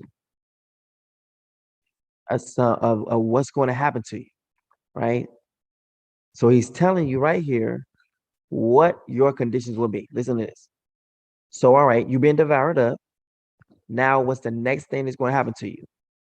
Some of you are going to fall upon stony places. What is that? That's a hard place. That's captivity, where they have not much earth. Earth would be you, like there's your culture not there when they don't have much earth. When there's not like your culture being taken from you. You understand? Some fell upon stony places where they had not much earth. The culture of you will be taken away. You were in the garden. Behold, a sower went forth to sow. That's garden. Look what he says now, the context. Some seeds fell by the wayside. Boom, boom. So you're going to captivity. So it's talking about one captivity to the next. Look what he's saying. All right. Boom, you're going into captivity, right? But your thing's going to be what? The Atlantic slave trade Muslim, that one right here. And they come over and replace that. Now he's talking about another slavery in the same sentence. Some fell upon stony places. Meaning this, what? Stony places means you are no longer on the garden. You have now been banished from home. So while he said one of these slave trades is going to be like this, where the fowls coming by the blood, the other slave trade is going to be where the seed is going to fall upon stony places. Meaning what? You're going to foreign places. You're going elsewhere. He just told you. Some fell upon stony places. That's a whole foreign area. So that would be what? The transatlantic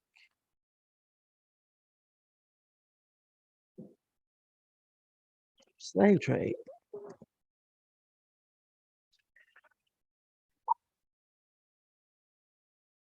This is so freaking awesome.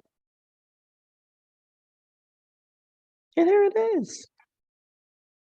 He just gave you two slaveries in one sentence. But we just read the Bible like, oh, it's just a book. That's why he says, I thank you, Father, for hiding the gospel, for hiding these things. What things? Hiding the ancient pathways, hiding their identity from those who are wise and prudent. Look what we just uncovered. The Messiah just told us we was going into slavery with a hidden message to it. And he tells them about the world. He breaks it all down. But they still don't understand what he's saying. Transatlantic slave trade. The transatlantic slave trade can be understood through the experiences of a single enslaved person who endured a series of catastrophic events that by design severed him or her from home. Meaning if some of you are going to stony places, you done left the garden, you're leaving home, you're going elsewhere. Look what he just said. Catastrophic events that by design severed, no longer a tie. You are departing from home, severed him or her from home. Some seed fell upon stony ground. All corners of the earth, baby. You about to leave home. Meaning you about to, so this one right here, the seeds are going to be replaced. Where they used to be at. This is the translated slave trade of the Saudi Arabians, right? The next one. And some seed are going to fall upon stony ground. You're about to leave home. Look, the context. Ground. Some seed fell upon stony places. Wait a minute, what? He didn't say stony ground. There is no ground there. Where they have not much earth. Where they have not much more of their culture there. What's going to happen to you? You're going to begin to dwindle. That's going to. You're going to have that much earth in you. That much culture in you. Some seed fell upon stony places. Some seeds went to America. Are you starting to get it now? Some seeds went into slavery elsewhere other than home, where they had not much of their culture. And forthwith they sprung up, but they had, watch this, no understanding of Yah. And when the sun was up, when a persecution came, they were scorched. There was no relationship. There was no covenant. Watch this. So some of these people, watch this. Some fell upon stony places. Some are going to captivity where they had not much earth. What does that mean? They don't have the covenant. They don't have that much earth. So the Father has left a little. He didn't cut you off completely because he has to have has grace on the chosen seed that's going to come from you. So in every generation, the Father had his hand on a set of people, but his hand was on another set of people as well, as you're not my people, even though you're here. Some fell upon stony places. So you're going elsewhere where they had not much earth. Meaning what? You don't have your culture. The earth will help the woman. Her culture, the culture will help the woman. As you begin to understand who you are, where they had not much earth, where they didn't have the covenant. And forthwith they sprung up, so they begin to grow because they had no deepness of earth.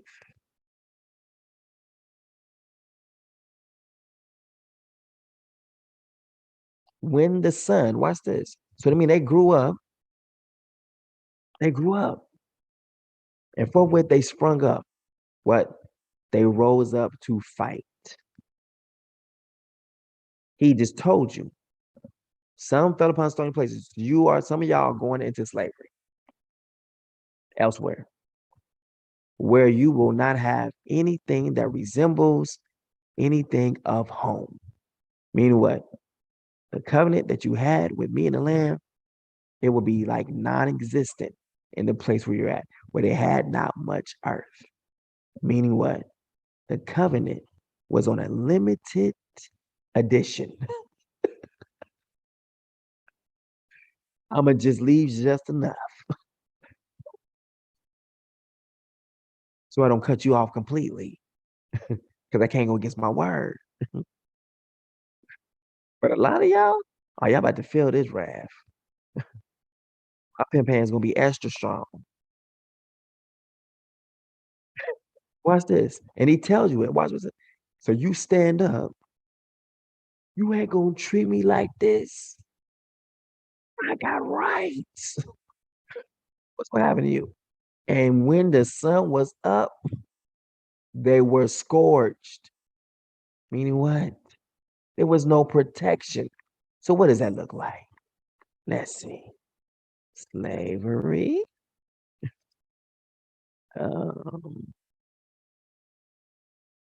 Your attempts to get free is not going to happen. Each time you try to do it on your own self, they sprung up. Slavery. They sprung up. Watch this. And forthwith they sprung up. They stood up to fight civil rights. Because they had no deepness of earth. They had no covenant ties. No ties of the covenant to them. The ones who are not covered in the covenant. So then this generation, watch this, is going to be killed. And when the sun was up, they were killed. So where they had not much earth, so there's going to be a uprising. So they fell upon stony places unbeknown to them, where they had not much of the covenant. And forthwith they sprung up. They rose up to fight, to go against what was happening to them.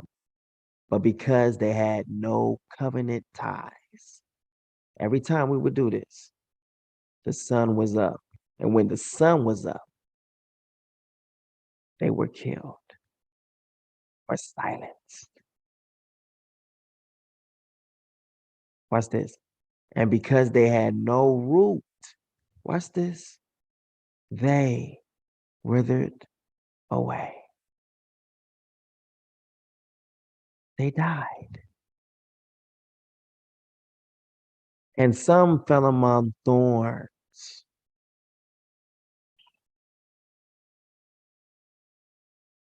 Watch this. He's talking about the other one. This is your land right here. Okay, so now he went back to the land. All right, go back to the land. He went back to the land. He said, some fell among thorns. Now, thorns can be right there in your own backyard. So he went back to the land. He says, you're going to have there's some thorns relationships.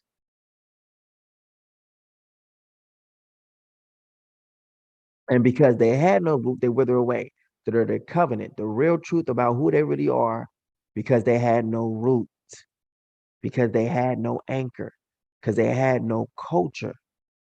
They and their culture withered away. Right? And some fell among thorns, and thorns sprung up and choked them. So watch this. But others fell into good ground and brought forth, in some 100, and some 60-fold, some 30-fold. He who have the ears, let him hear. This right here is the millennial reign. Son was allowed to go back in the fourth generation. That's what that is. It's talking about the generations right here. Now, and some fell among thorns, and the thorns sprung up and choked them. So it's still a kind of ground, but this ground is a ground where anything you do is being choked out. Your culture is being choked out. Something is replacing your culture. He is talking about still the garden in Africa. What is those thorns? Religion. Thorns. Some fell among thorns, and they begin to choke out the little culture that you have. Most of the land in Africa, the main dominating religion there is Islam, Muslim. Catholic Church is there, but Islam is tough. They are the fowls and the thorns in the backyard. In America too, which is Rome.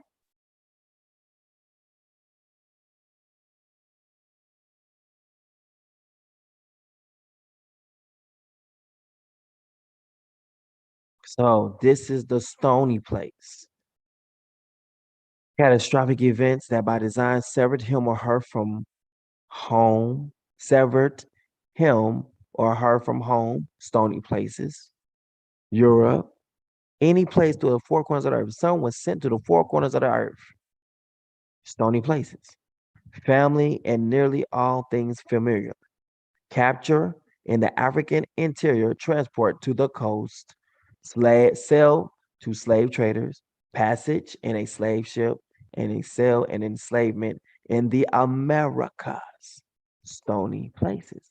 Tested the spirit and will of the resilient men, women, and children who struggle to find meaning and happiness in a new world, stony places, dependent upon their labor and coercion. Those who can what? Agree to what they say. The transatlantic slave trade can also be understood, though, is through its sheer magnitude for 366 years. Really?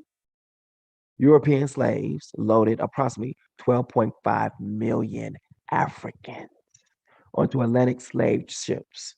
About 11 million survived. Okay, the Middle Passage to landfall, and life in the Americas. A different place, stony places. The transatlantic slave trade was an ocean trade in African men African men, women, and children, which lasted from the mid 16th century until the 1860s. European traders loaded African captives at dozens of points on the African coast, from Senegambia to Angola and round the Cape to Mozambique. The great majority of captives were collected from West and Center Judah, and from Angola. Because what? Father says what? They just told you who you are again. Central Africa. Yeah. All right, Central African Republic.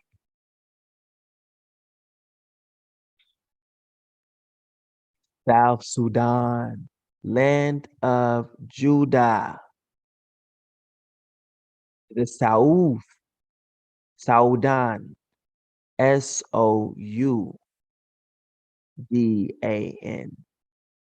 Soudan.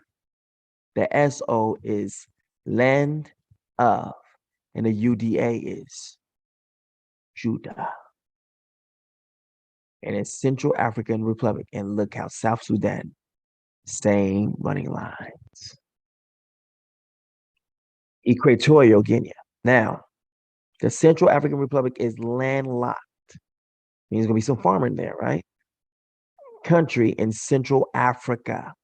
It is bordered by Chad to the north, Sudan, land of Judah, to the northeast, east, South Sudan to the southeast, north and south. The DR Congo to the south. The Republic of the Congo to the southwest, and Cameroon to the west. The World Bank. So see, this right here would be a major place, Central African Republic. It is the center of things. Now watch this.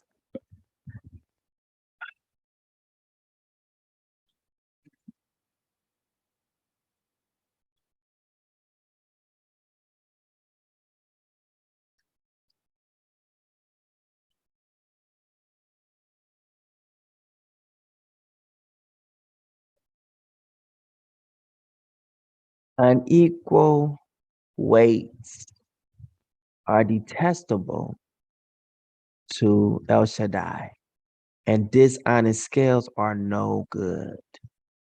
A man's steps are from, look at this, how we said this. A man's steps are from the Father. So how can anyone understand his own way? So he says, your own ways is unequal weights, and they are detestable to me. And dishonest scales are no good. So he says, a person who wants to keep dishonest scales are those who are wicked. That's what he's telling you. He just told you, literally, if you want to escape what being unrighteousness is, number one, don't be dishonest in your scales.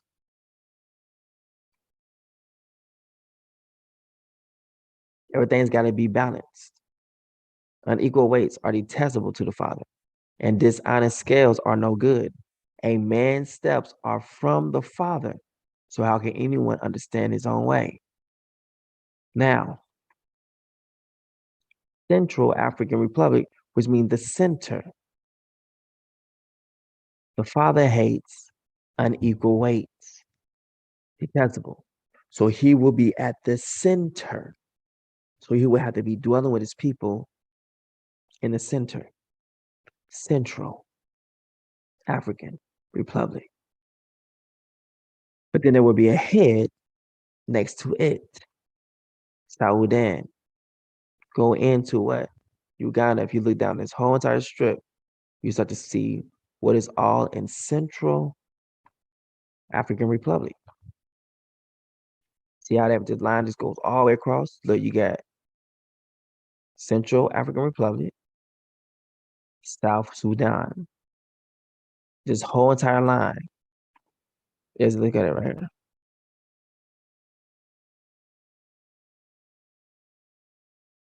Right here. Going straight across through. Look, it carries you right into Kenya. Chief Cornerstone. Right in the same roof. Look.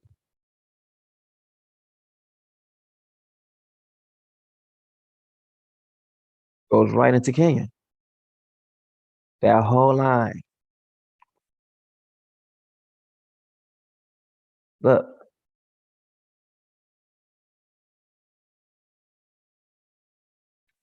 Bam.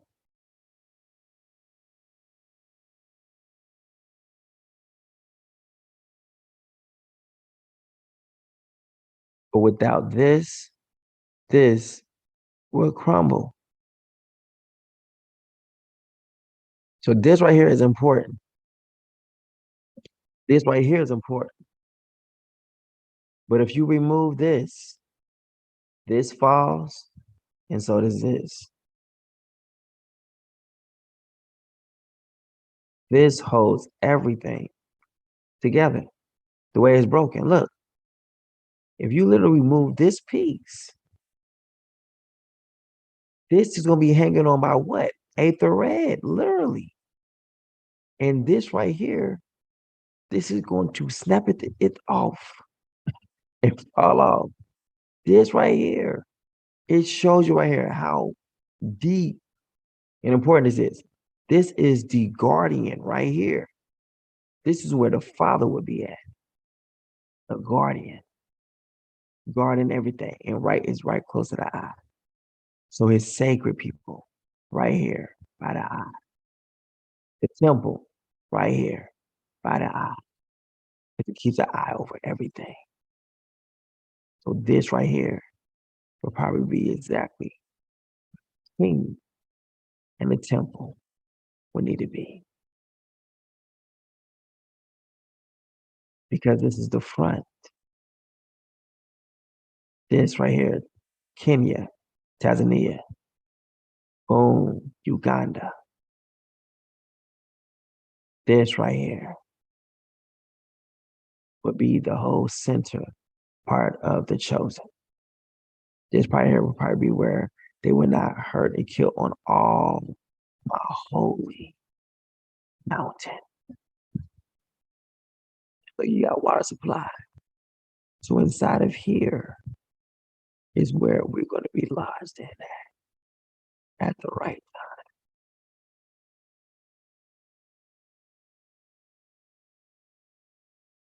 Now I'm glad we got this here. Now we can see the names. That staff is going to go right into the beneath, right where this whole hole is at. And this is called what? The door of no return. Would that not be convenient? Now let's find out where that staff is at. This is powerful. And I love the truth. Dude, for man, people can have the world and all that. Man, dude, give me the truth. Look at this. Where's that? Right there. But I believe with Togo. Let's go see. I think we should just, see. We'll have to match it. It's towards the back. See, because it's Madagascar. Let's go look at the map again. You can see towards the end of like the snake, his authority, his staff right here. There's ruling staff, his authority. He's in the same place where he accosted us the first time. This is Madagascar. So let's go look at it. Madagascar. Right, let's follow it. Madagascar. This is where the whole thing is coming off right here.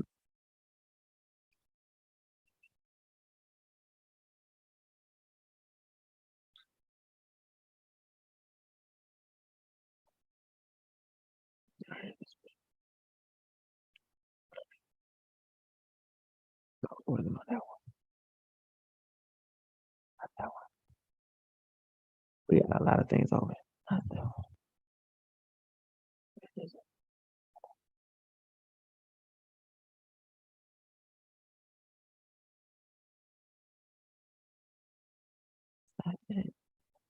Yeah, this is it. I want this one. So we got Benin.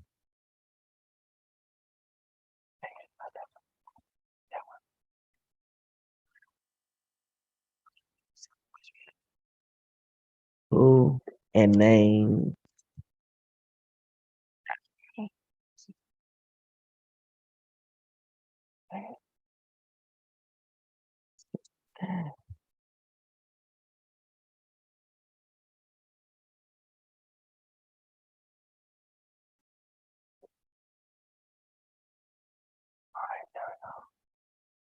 Regional Office for Africa. Okay.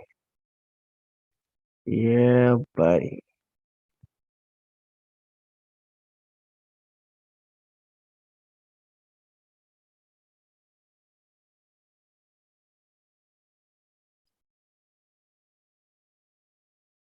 Hmm.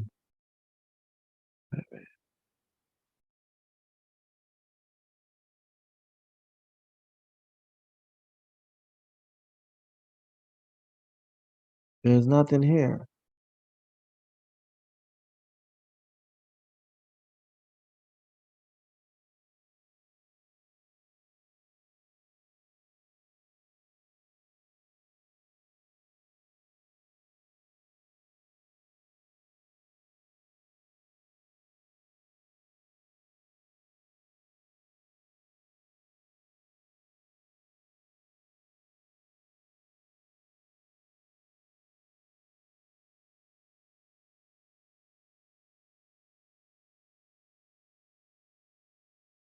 Remember, the Father is going to make Jerusalem a cup of trembling.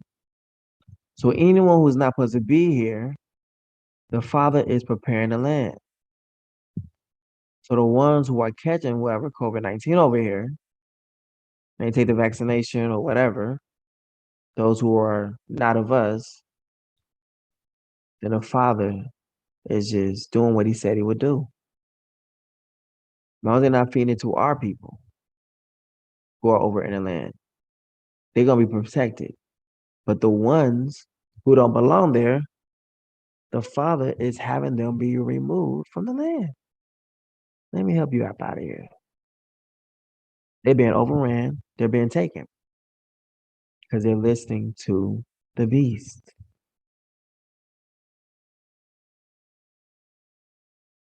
Those who are of the beast is going to listen to the beast. Those who are not of the beast will not listen to the beast at all. He can give all kind of commands, but we will not fall or listen to it. Why? Because when the Messiah was told by the beast,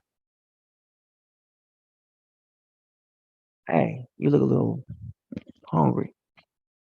Why don't you go ahead and turn the, bread, the rocks into bread. Get your eat on. Looking all hungry and stuff. You ain't gotta be hungry. Why don't you go ahead and listen to me? And go ahead. I'm gonna give you some advice. Okay. I know you know everything, but I'm gonna give you some advice. Won't you? I mean, you bad. Turn the stone into bread. Besides, like, just because you said eat bread, I ain't gonna do it. And he come up with something else. It is written, man should not live by bread alone, but by every word that proceeds from the mouth of Yah. Watch this. He just told you that man shall not live by the 10 commandments alone. Manna. Man shall not live by bread alone. Manna.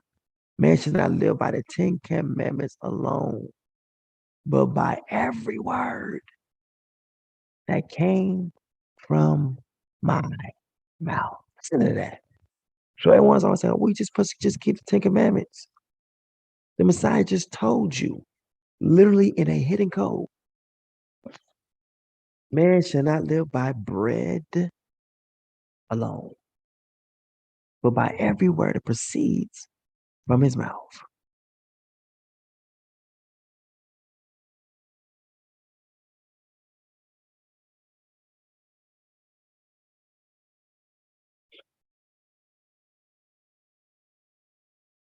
It's powerful. He said not just one part, all parts. So it's also another people's like, man, I'll accept, the New Testament, but I won't accept the Old Testament. Man should not live by bread. I am the bread of life, bread alone, but by every word that proceeds from the mouth of Yah. The Father was the one who gave bread. He said, you ain't gonna just do the commandments that you like and leave everything else out. He said, you ain't gonna live by. He is speaking to what they had that this servant would be on. He would be on trying to get on the merit that he is of the seed of Abraham. I'm a seed of him. Manna, those who have the covenant. Man shall not live by his color or the covenant alone, meaning like not by the, those who try to act the part, but they're not the part. You know how they said, do not say we have Abraham. They try to get on by color alone, right? But he says, but you will be not just obedient in the small things, but in everything. So he's trying to get, so the heart, so you can see the meaning of what the enemy was saying. So he says, all right, so the enemy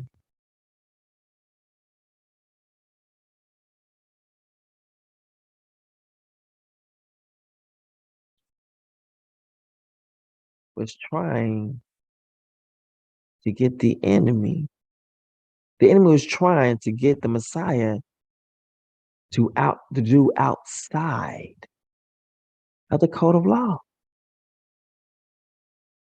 That's powerful. Think about that. Listen what the Messiah was saying. He not only rebuked them, but he told them the motive of his heart. Man shall not live by bread alone, but by every word that proceeds from the mouth of Yah.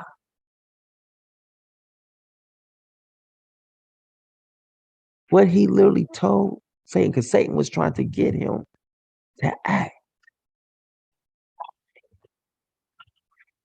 Father, watch this.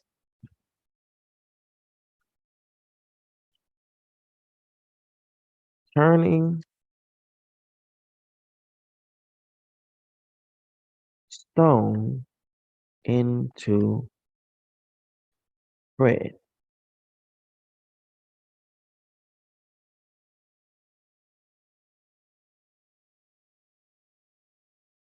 The tempter came to him and said, let's see. If you are the son of Yah, tell these stones to turn into bread. What's this? This is a double meaning at the same time. If you are the man of Yah, tell these stones to turn into bread. Relinquish your power over your people. Tell them to surrender. Tell these stones to surrender. Look at the object.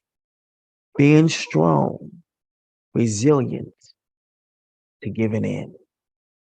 And look what he says. He comes with a message to warn you at the time when they're trying to get you to break. He says, command that your people fail. See, most people think it's just bread and stones. What he was saying was, give up. Tell your people what? I'm coming. Tell them to surrender. And look what the Messiah says. He says something that gives us some strength. He is going to speak back to him. What he's going to say. And when a tempter came to him, he said, if you be the son of Yah, the deliverer, command, I know you're of your people. Command, so you command that your people be made wimps. Ooh. You're going from a strong, solid to being wimpy, not able to stand. And watch this, what he says to you. He wants to come through and sift you. Command, tell your people to give up. Tell them to stop being resilient. Tell them not to fight. What was the word saying? But he answered and said, it is written that man shall not live by bread alone, but by every word that proceedeth out of the mouth of Yah. He says that in the times of your weakness, you are going to find strength. At the time when you are going to be at your low, when an enemy is going to come in and try to sift you, you who are the stones of the Most High, Yah, of El Shaddai, he's going to try to get you to give in, become bread, sell out. It says, watch this. A wicked man is reduced to a loaf of bread. He says, tell him to become wicked.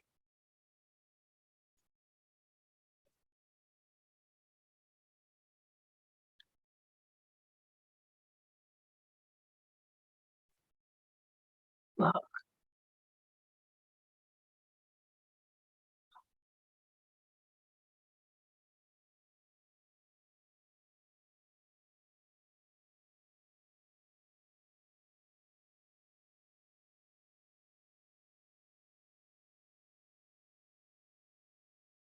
For a prostitute can be had for a loaf of bread, but another man's wife preys on your very life. It takes it away. Now watch this.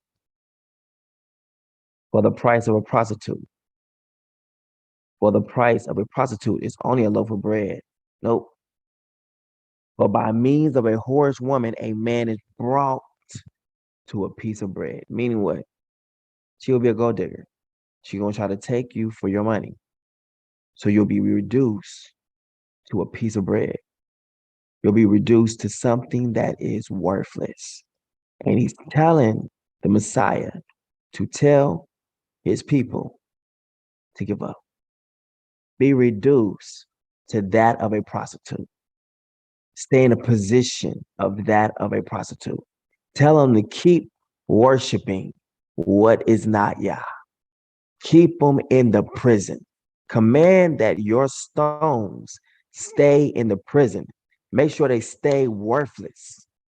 Command them to do the opposite of what this word says. Look what the Messiah does. He strengthens up in the process of the fourth verse, but he answered and said, it is written.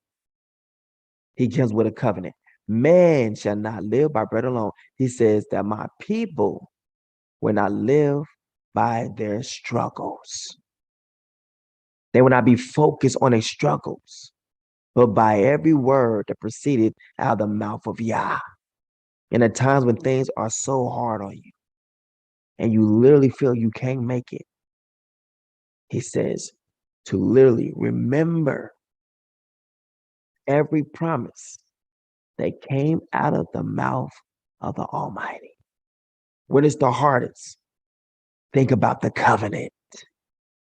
Man shall not live by bread alone, by his troubles, by his worries, he shall not live opposite to what the word says, but he will live by every word that proceeds from his mouth.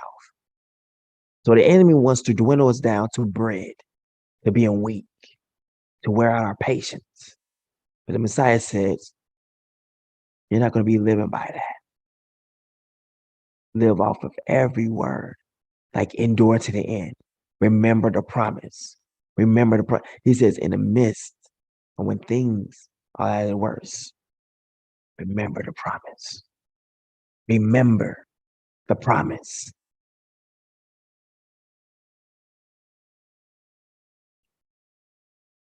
He want to reduce you to nothing, a crust of bread. Try to have your name completely wiped out. Messiah tells us to remember the promise. He gave us strength. Right here in this context. If you be the Son of Man, command that these stones be made bread. So number one, he says, I'm not going to do what you told me to do. I'm not going to do that. You might be over them for a season, but watch this. You shall not live. He's telling you, watch this. Man shall not live, but you're going to dwindle them down, try to make them dwindle down to bread.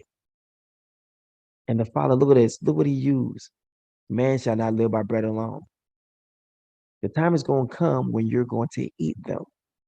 They are bread for us. Look at it. They are bread for us. You will not live by bread alone. He says you're going to eat the very same ones who has hurt you.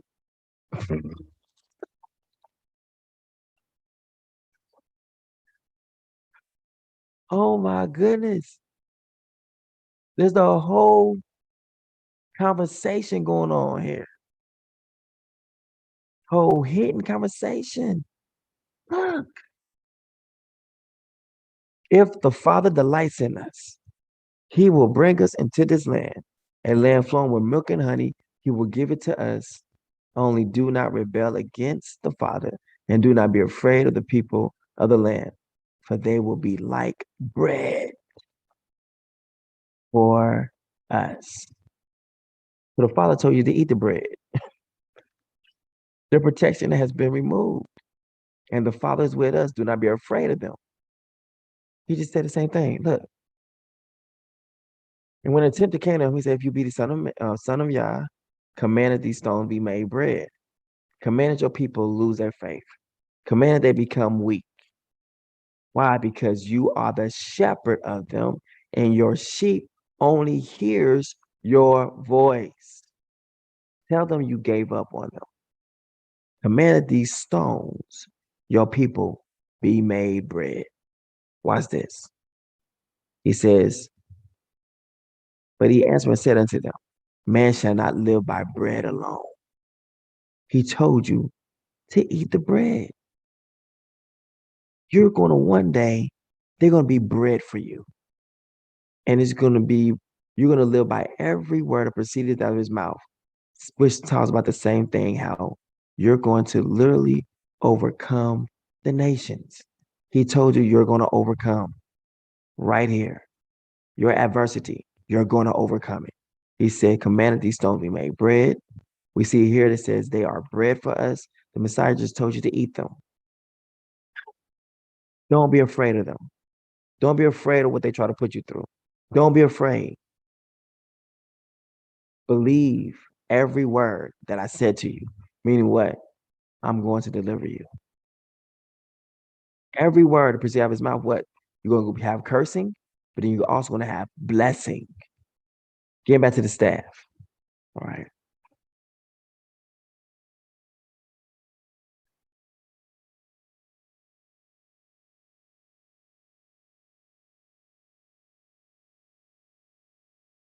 So this is where I believe, look, that right there, headship. Coming on down into this Togo Benin. I think where the punishment of where, the door no return is at, I believe that staff is going to be right in there. On up, That's what I'm looking for. I think we did this before, and I think it was right there in that group. I'm not gonna be here that much longer because being that tight though, and we found you, Yui, ooh where is it?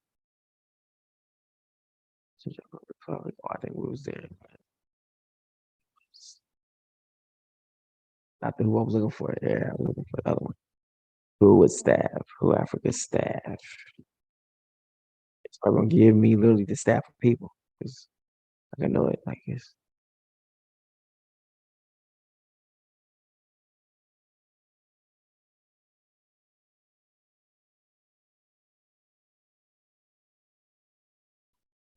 Mm, World Health.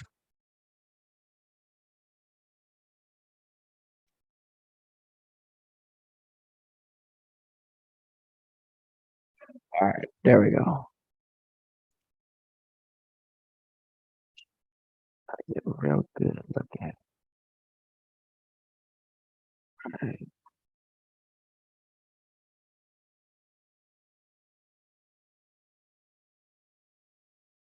It's gonna give me a better one. Here we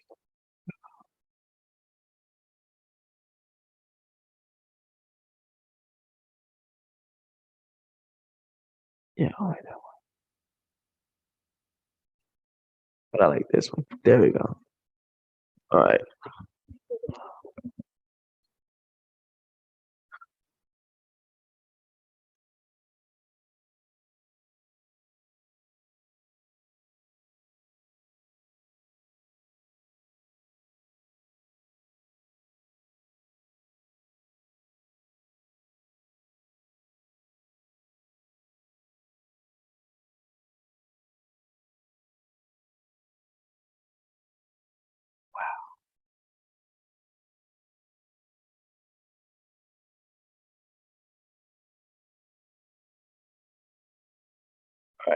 All right.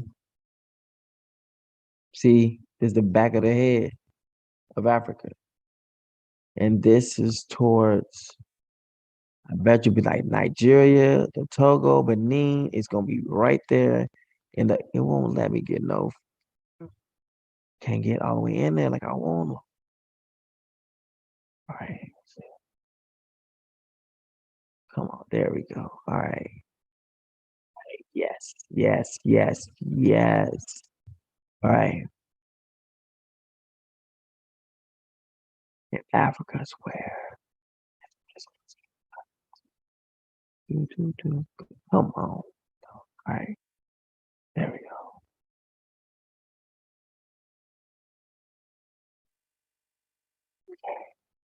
It's not the one we want. We want the other one. That one. Yes, this one.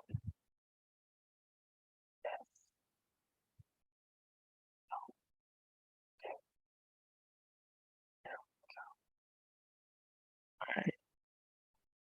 That one. All right, now here. Oh, all right. So we got.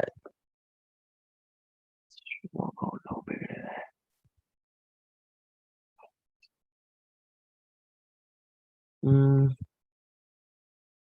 Well, it might go bigger now. Something. Okay.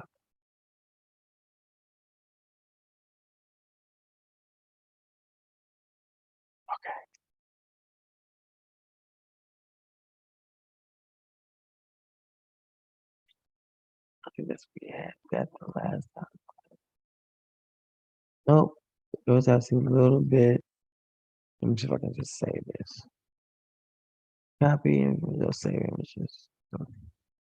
Or open up somewhere else.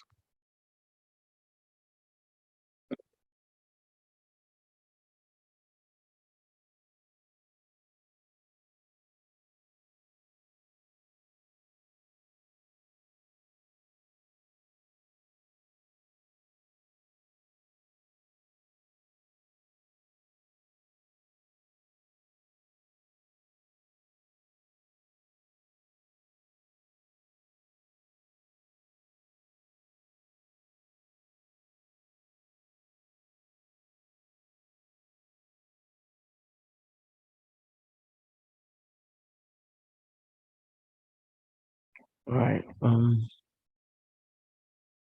Edit images.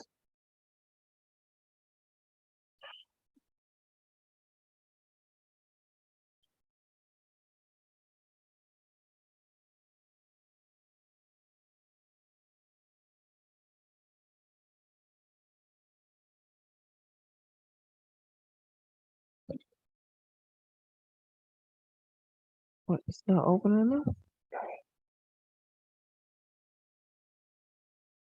All right. There we go. I'm about to get up off here. Because we can keep, man.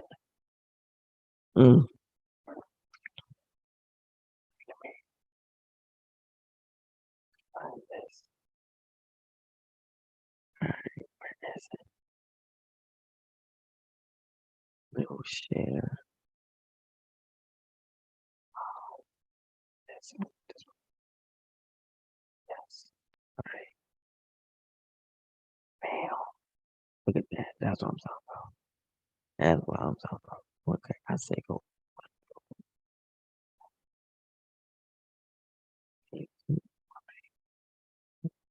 Okay. All right. So right here in this area. Yeah, that curve. All right. Right there in the curve. Now where can we find it at? On the map.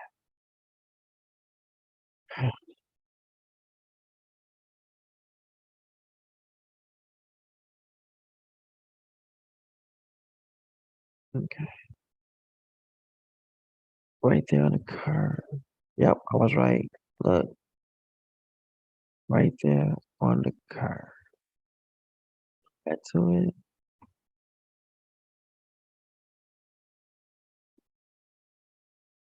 There's a curve right there. Boom.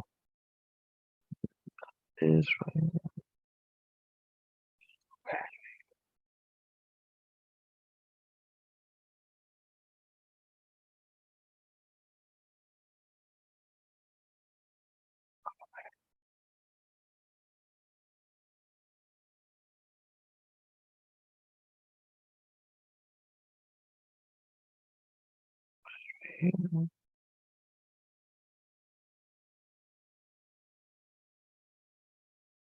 It looks like right here.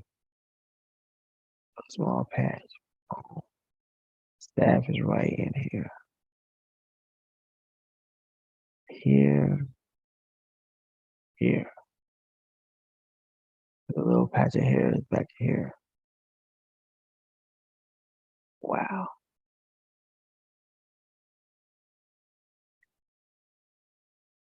This thing is real. It's real.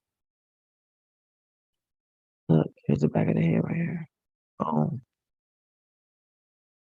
A little arch right here. Boom. Right here. Beneath. Oh. Leave the name. The different things. It's supposed to remind us of home. Here. Boom. Here you got Nigeria. Oh, saying nigger. Niger. Nigger. Nigger. Or Niger. Look, it's almost like this. All right, so you have the only thing that this doesn't have is the I and the A. But they both got nigger.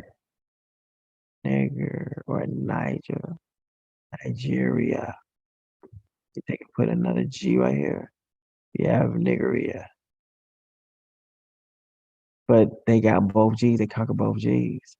Niger and Nigeria. Conquered. Nigger. Now, they're right in all of these areas. The names they called us, everything, all right here. Given forth or where Satan's seat, power, authority is. Now let's look at how this ties in perfectly with beautiful scripture. So we got Senegal. This is Gambia. Now, look how close, more so, that the seat of Satan, his authority, his transportation, and his head is located at right here in our land. Right here in Benin, the same place where we was held as captivity. There is literally something for us to do. This is the seat in our land. So this is where the betrayal took place. This is also called the place of no return.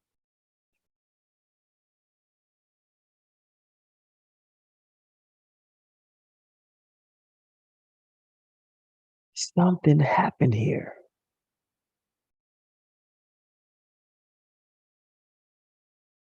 Southwestern Nigeria. Island, also known as Point of No Return, is a populated historical island located in Badagry, a town and local government area of Lagos State, southwestern Nigeria. Wow.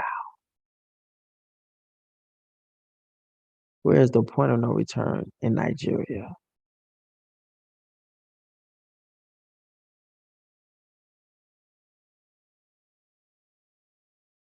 Door of No Return is a museum and memorial to the Atlantic slave trade on Goree Island.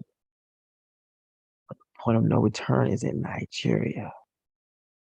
The Door of No Return is in Ghana. Nigger.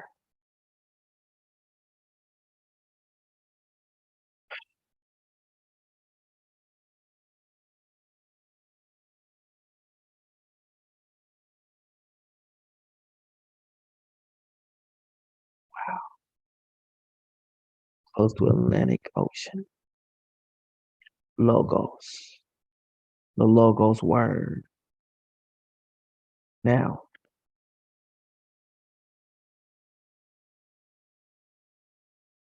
okay. So they're over in that area. The same exact place of the authority of where we was accosted and it caused us pain is the same exact place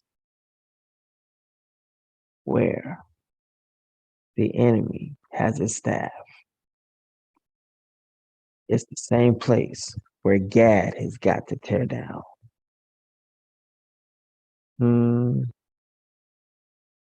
Deuteronomy.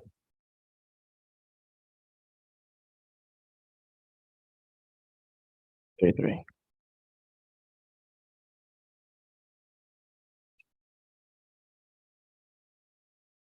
And it's telling you what you got to do now. Like it's always done.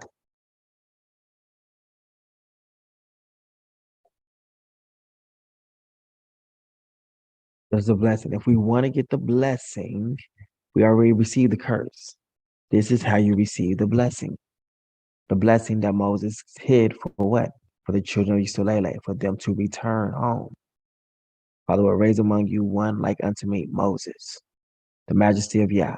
And this is the blessing wherewith Moses, the man of Yah, blessed the children of Israel before his death. Since we never received the blessing, remember some seeds were sown, but those seeds began to fall by the wayside. And therefore they lost the blessings of the Father. To return back to the blessing part of the curse. Remember, there's the cursing, then there's a blessing. If you want to receive the blessing, this is it. And it's the blessing wherewith Moses, the man of Yah, blessed the children of Israel before his death. Notice how it's going to include you getting back your land. This blessing is telling you how to get back your land. And he said unto the Father, came to Sinai and rose up from Seir unto them. He shined forth from Mount Paran, and he came with 10,000s of his saints from his right hand, and with a fiery law for them. Yea, he loved the people. All his saints are in thy hands. And they sat down at their feet. Everyone shall receive of your words. Moses commanded us a law, even the inheritance, including what? Your land. And how to get it back. This is the master plan. He said, when you come up out of slavery and you finally remember who you are, this is what you are to do. It's right here. Look. Moses commanded us a law, even the inheritance. He says what Moses gave us our inheritance of the congregation of Jacob. Like he told you. He was telling you about your land. Look what he says. And he was king. Who? Moses was king. So he's telling you. He says, Moses says, the Father will raise one unto you like unto me. The Father will raise a king up from among you. Look what you said. And he was king in Jeshua. Moses commanded us this law, even in the inheritance of the congregation of Jacob. And he was king. Moses was king.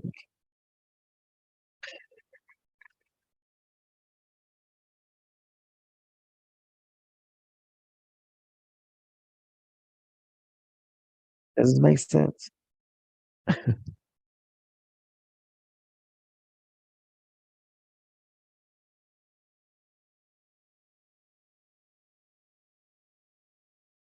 Does this make sense, anybody?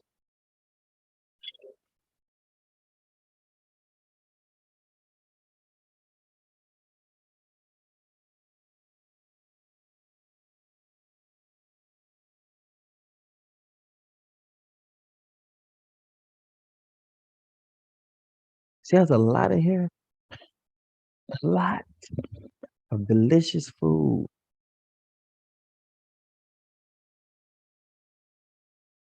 Didn't restore that we know how to read this book.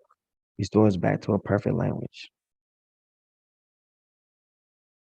God's gonna give us our tongue back. The Iwi, the ew tongue back. Iwi land. He's gonna give us back our home. He's gonna give us back our inheritance.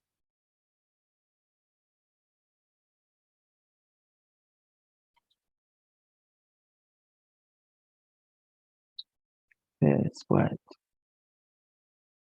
the Lord will raise one like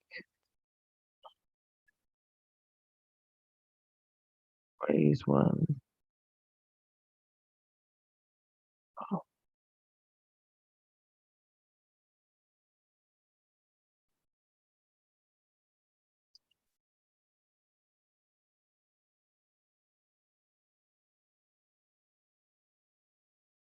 here it is.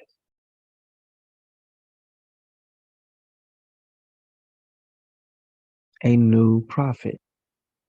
Now we see that Moses was the king, a new king. And the father, so he's king and prophet, just like Moses, right? Father will raise up for you a king and a prophet like me from among your brothers. Because it said that Moses was a king. Moses commanded us a law, even the inheritance of the congregation of Jacob. And he was king in Jeshua. When the heads of the people and the tribes of Israel were gathered together. So he is the king over the father's inheritance. You must listen to him. He just told you your culture. Your culture is to listen to the king. Father, your father, Yah, will raise up a king, a prophet like me from among your brothers. You must listen to him. Ooh, this king, he just told your culture. Right here. It's hidden. What Moses is saying in your blessing. And return back to your ancient pathways, the Father's going to raise and give you a king. Like unto me. The blessings of the 12 tribes. Let Reuben live and not die, and let not his men be few. He is speaking riddles. But he's also telling us these areas where either going to suffer or where we have to be resilient at. Let Reuben live and not die. So why in the world would Moses say, let Reuben live and not die, and let his men not be few? Number one, if it's saying this would be in the context of all the same thing. Let Reuben live. Okay, cool. If he's got to live and not die, something's going to be threatened against his life at all times. Trying to do what? Make his men few. Make him few in number. Let Reuben live. Let his seed survive. Let a remnant survive and not die. And let his men, and let not his men be few. Mean what? Don't let them be dwindled down to nothing. Make them strong. Keep them strong. So he's speaking about there's going to be an attack on Reuben. And it's going to be to really completely to wipe them out. Next, and this is the blessing of Judah. And he said here, watch what he says of this. He ties him with that of a king. Moses is saying this. And this is the blessing of Judah. And he said, hear, Yah, the voice of Judah. He put the Father's voice inside of Judah. And bring him unto his people. Let his hands be sufficient for him. And be thou a help to him. Be thou a help to him from his enemies. He saw you go into captivity. And he said, Father, be with him. Let the Father, the voice of Judah. Watch this. And this is the blessing of Judah. This is what? The kingdom. This is the blessing of the kingdom. And he said, hear the Father, the voice of Judah. The voice behind Judah. The voice behind the king. The commandments behind the king are from the Father. This is the kingdom. And bring him unto his people. Bring Judah to his people. Meaning what? Judah is going to be sent throughout the four corners of the earth. He just told you, you go into the four corners of the earth. And let his hands be sufficient for him. And be thou a help to him from his enemies. Let his hands be sufficient for him. Let him work with his hands. Keep remembering the farmer. Let his hands be sufficient for him. By whatever he finds to do, bless him in it. Let it be sufficient. You know what? They're going to try to make it not sufficient. Give him enough. When he goes into slavery, give him enough. And be thou a help to him. Watch this. From his enemies. When it's time for him to go, help him get free. He said, the king, the kingdom, those of the kingdom are going into captivity. And you're going to live by the works of your hands. But when it's time for you to go, the Father's going to help you against the dragon, the serpent. He's going to help you escape. And of Levi, he said, let thy Thummim and thy urn be with thy Holy One, whom thou didst prove at Massah. What's this? And of Levi, he said, let thy Thummim and thy urn be with thy Holy One, whom thou didst love, who thou didst prove at Messiah, and with whom thou didst strive at the waters of Meribah. Now, let's go ahead and uncover this. So Levi's possession is, see, they try to say that right there. Ooh, look at this. I want you to look over here. And where this found at? It's going to be found in Judah, in Jerusalem. Jerusalem, the rock. See, the Father knew they would try to do some stuff like that. And see, we ain't stupid.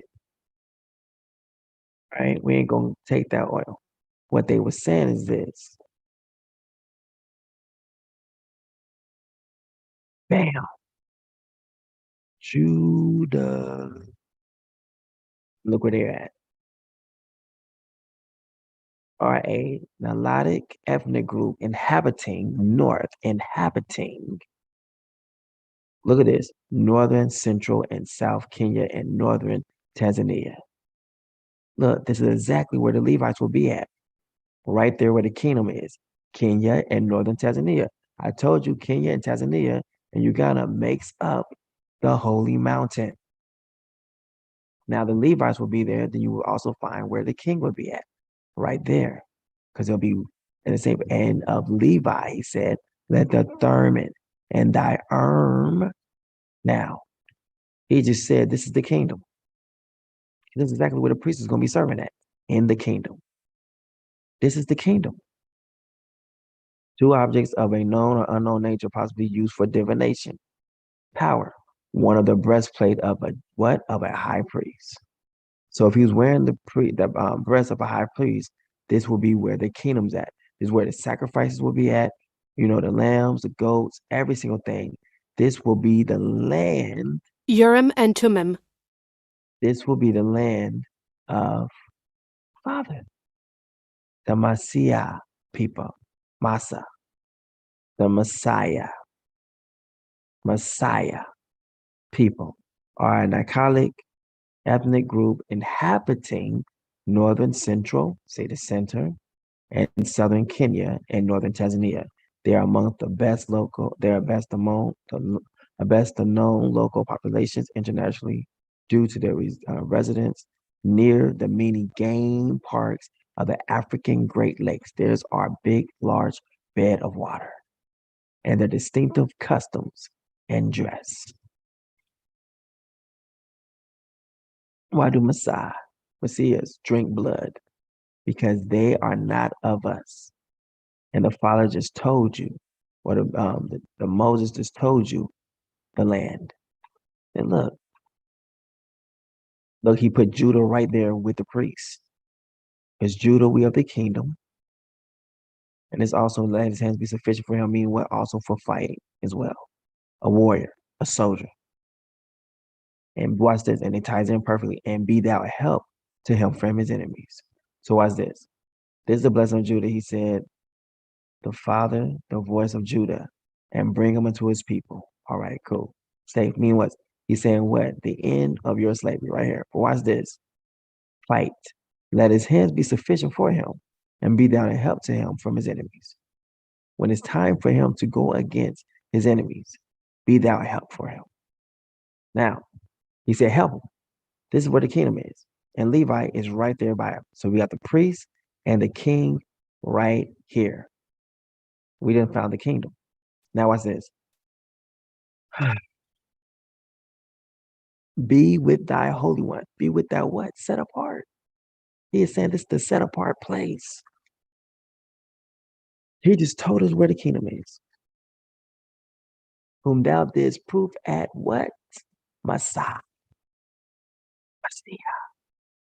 And with whom thou didst strive at the waters, African Great Lakes, at the waters of Meribah. Look at this. They just got through saying there is a great lake, waters of Meribah. What's good?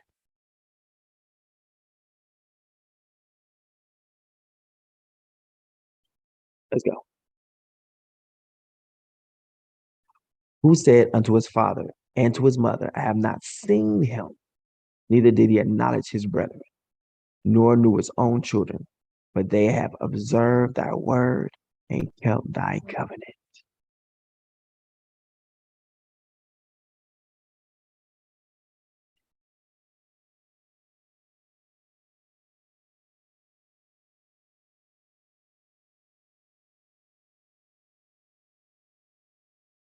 They shall teach Jacob thy judgments, and Isolele thy law. They shall put incense before thee, and whole burnt sacrifice upon thy altar.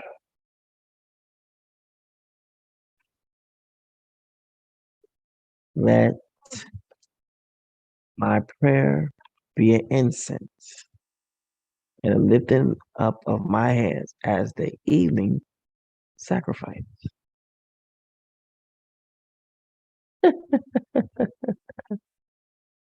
Levi is inside of David.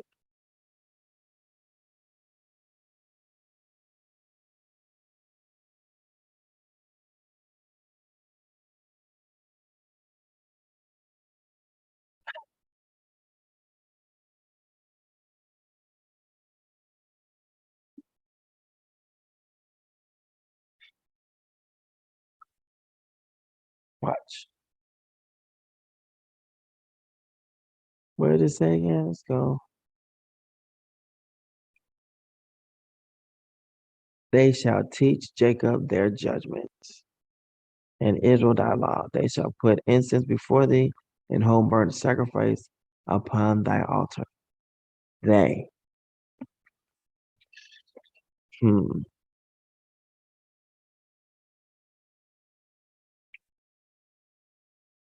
What did he say? Yeah. Let's go.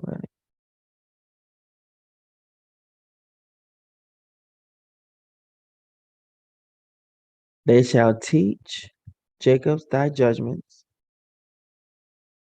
He is telling you a leader is coming from here who's gonna be part Levi and part Judah. There it is. All right. David shall teach them.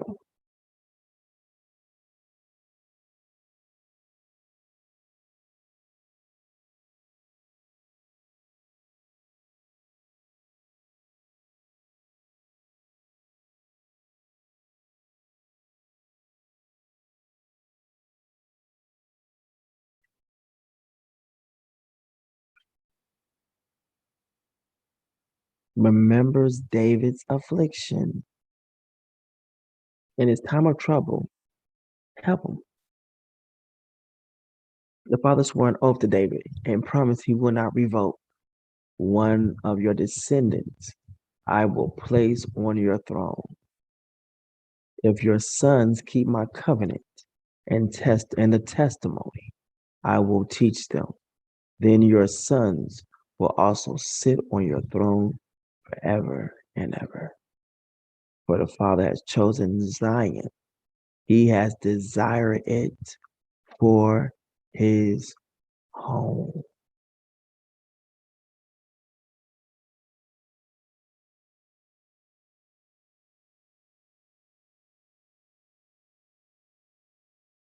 I will establish his line forever, his throne as long as the heavens endure.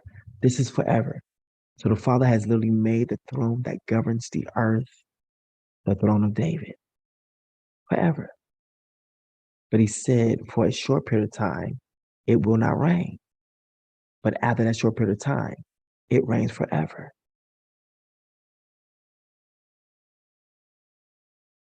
He will be great and will be called the Son. Watch this. The Son of the Most High.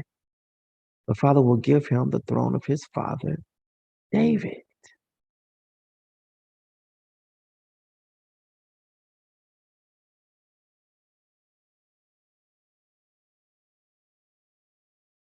Of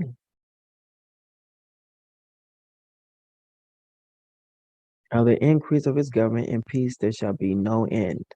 Melina reign upon the throne of David and upon his kingdom to order it and to establish it with judgment and with justice from the henceforth even forever.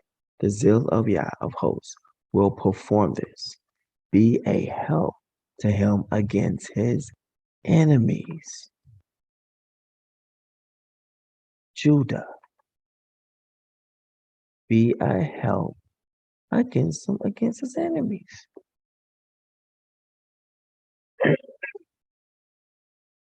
They shall have one shepherd.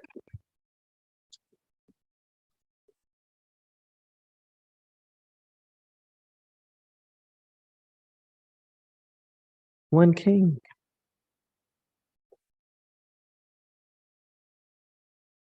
I will appoint over them one shepherd, my servant David, and he will feed them. He will feed them and be their shepherd.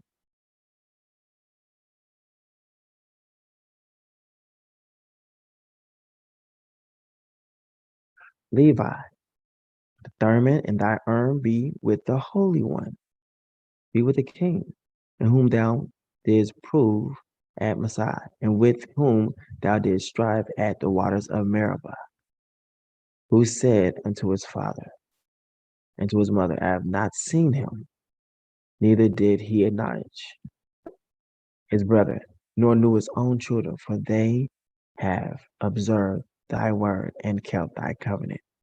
So these people cut off whomever they need to cut off to keep the covenant. Look at this. I have not seen him, neither did he acknowledge his brethren, nor knew his own children, for they have observed thy word and kept thy covenant. So they have given up, if any kind of ties they've had, even to their own children, sinned.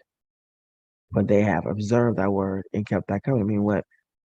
They love not their mother, their father, their sister, anything more than they love the Father. Watch this. They shall teach Jacob thy judgments and Israel thy law. They shall put incense before thee and whole burnt sacrifice upon thy altar. So literally, they're doing the work of a Levite. And look what David says out of his mouth. May my prayer be set before you like an incense, my uplifted hands, like the evening sacrifice or offering. And at the hour of the incense offering, the whole congregation was praying outside. Therefore, I want men everywhere to pray, lifting up holy hands without anger and dissension. Meaning what? It is a form of surrender.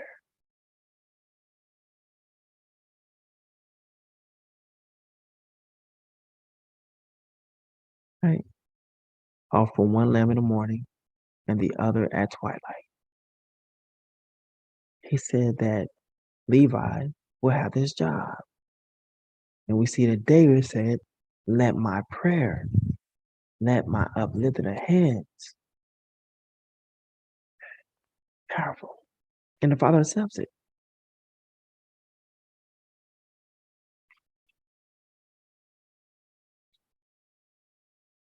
They shall teach Jacob thy judgments and Israel their law. They shall put incense before thee and whole burnt sacrifice upon thy altar. Bless Yah his substance, and accept the works of his hands. Smite through the loins of them that rise against them, and of them that hate them, and that they rise not again. And of Benjamin he said, the beloved of Yah shall dwell in safety by him, and Yah shall cover him all the day long, and he shall dwell between his shoulders. Watch this. Let me see something real quick, though.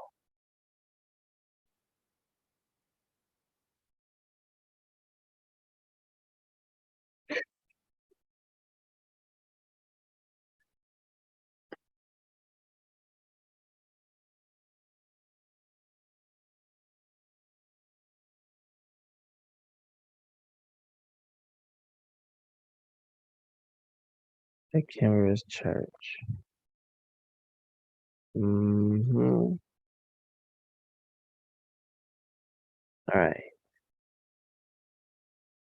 I need to see something.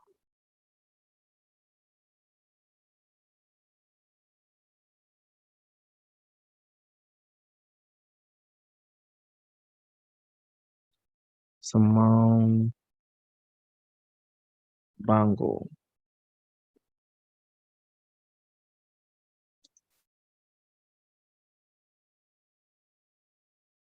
Levite.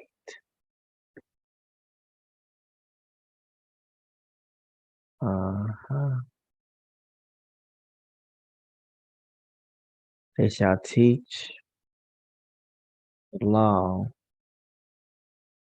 Look at it. There it is. Messiah. Levite. Go back to it. Bantu.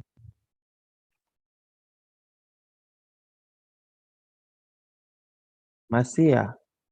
They were Levites. Tribe of Levi, probably. So Simone Kibongo and Toko, power be from the tribe of Levi. And their job was to what? They shall teach Jacob their judgments, and Israel thy law. They shall put incense before thee and whole burnt sacrifice upon thy altar. And Kibongo said he was there to speak in representation of a king. They shall put incense before thee and whole burnt sacrifice upon thy altar. Then David says, let my what?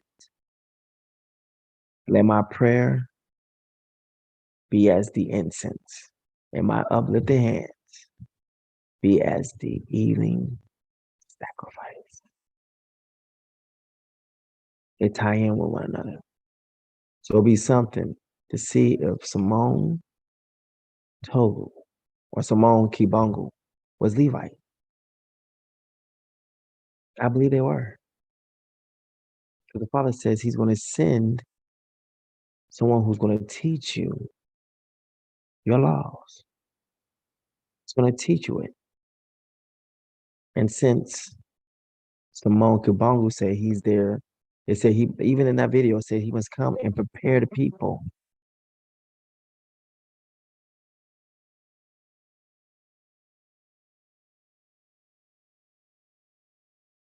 He must come and prepare the people.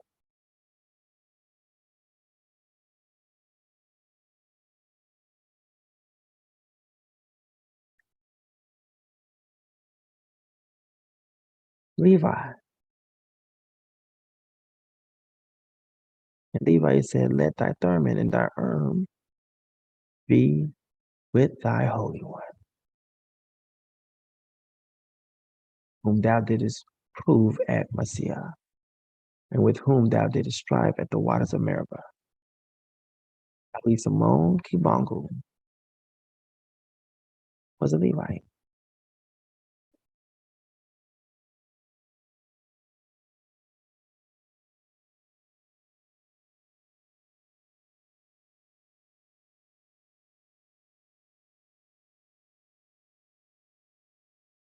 Yeah. The Thurman and the urn.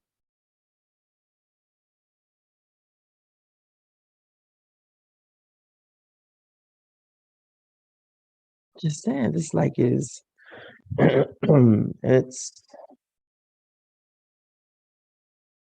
powerful.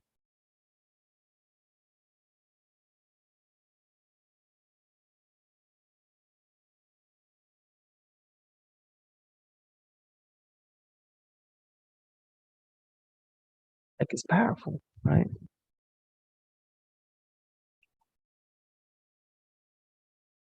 There's so much in here now. Like my mind is like, there's just so much in here. And it's so powerful. I love it. Look how much we're finding out. Just simple. We started with simple. We up at like in 60 feet of water right now. Just you have to trust the Father to keep you alive, keep you afloat right now. Computer's moving slower and slower and slower. Like if you open one more tab, I'm gonna tab you. You're gonna pay for it. Tab, pay. All right. May my prayer be set before you like incense, my uplifted hands like the evening offering. Do y'all see this? I'm thinking of Barbara though, because we are digging. And we done found a lot just in the scriptures, yo. Just seeing just basic word things they try to hide. The whole context of the gospel is locked in the scriptures. They would try to change certain different things, try to take out special names. When this Father will literally hide your name in one of his sentences. And it's in the Old Testament. He had an O-E-We. Ooh, lamb. Precious people. Special people. Love it. And that's how we got off on the tangent right there, because we was about to show Daniel and David and his sin and everything like that. And Father was like, look at that. I'm like, my goodness, are you serious? How long you been there? All this time. And no wonder why the enemy said you can't read the Old Testament. Father's on new things, because your identity is hidden inside of the Old Testament. The ancient pathways, the call is right there.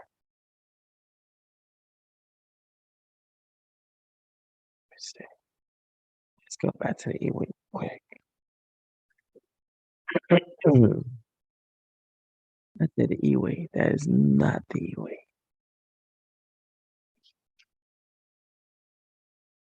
Get back to the ooh-wee.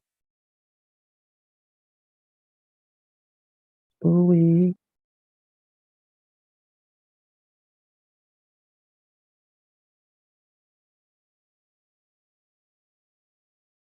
Come on. Ready, please. Oh, it's kind of freezing.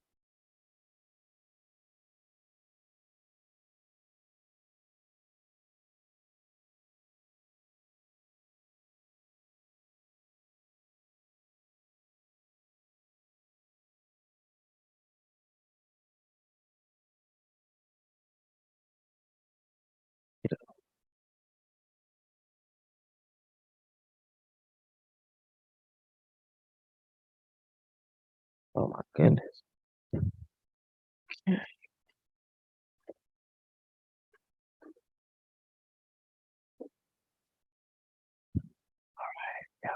get up over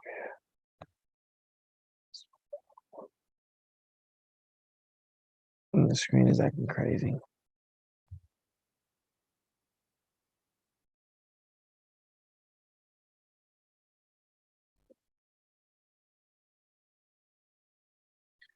Well,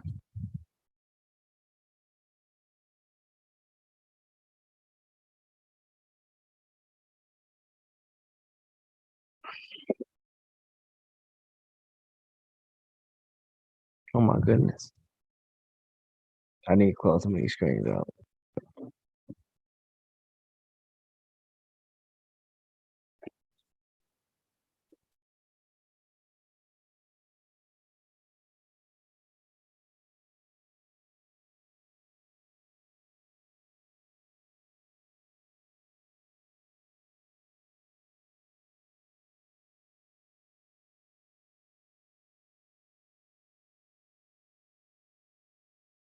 All right. I'll close my pages out.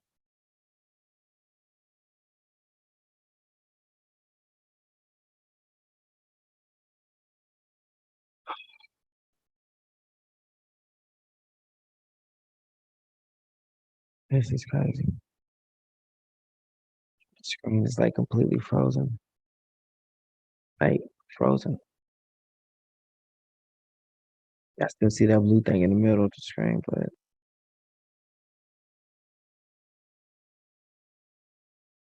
it's like it's boycotting me.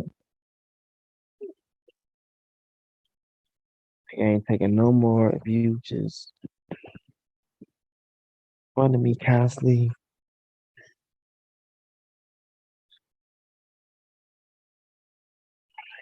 I say, come on, get some air. Come on, you can do it. Don't go.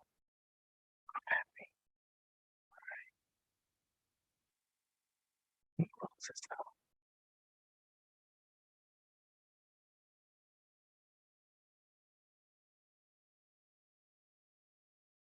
Come on, close. Close. Right, close. Good. All right. See, that's where we can close. Let's close this.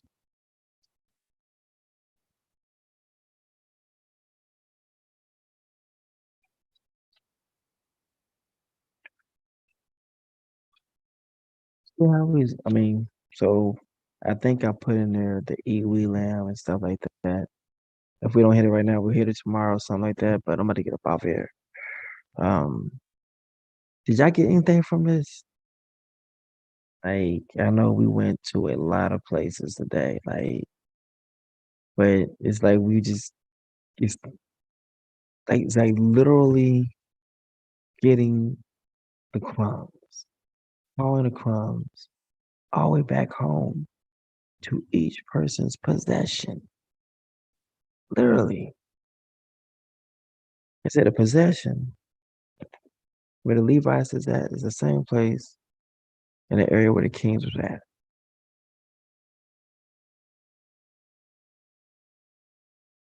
When something went away. So the Levites was in, like they're supposed to be. They're in honor of the king. I am representative of the king. That's exactly what the Levi was.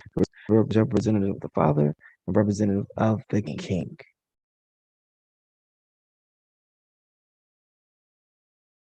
It's so freezing over here.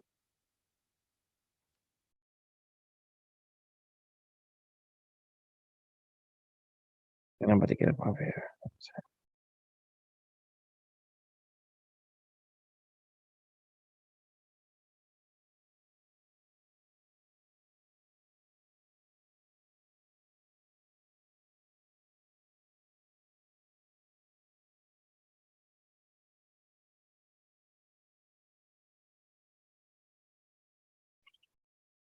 Oh my goodness. Okay. All right. Well, I'm trying.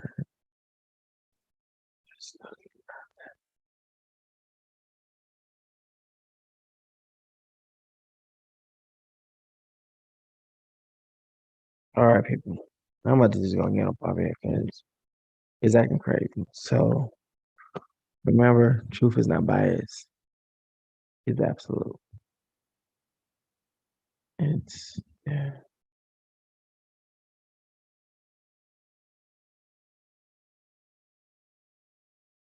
Microsoft Windows. Now something's coming through. Processes. No.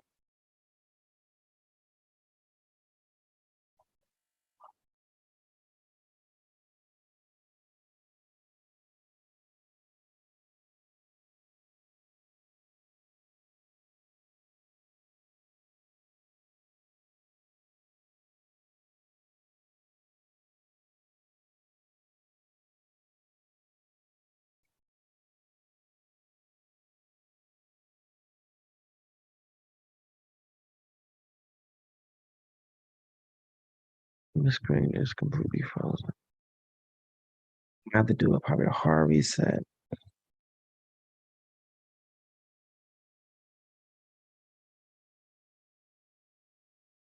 All right, yeah, just research that. The Iwi people, we will do that again on another live or whatever. But in the meantime, y'all can check us out now. Ewu Bantus, EWEBANTU, Bantus, Iwi Lambs, Precious Lamb. And Messiah was like, ew, Iwi, Chew. I know those who say they are Iwi, but are not part of the synagogue of Satan. What's over there in that area? That would be saying that they the Jews. Marcia. So he told you that these people who are there in place of where you would be at, Messiah people. So the Levites are not there. Now we got these giants in the land that's tall as I don't know what. He just told you they are the synagogue of Satan. They're Muslim. They're you gotta find out what their culture is. But he said it's of the synagogue of Satan.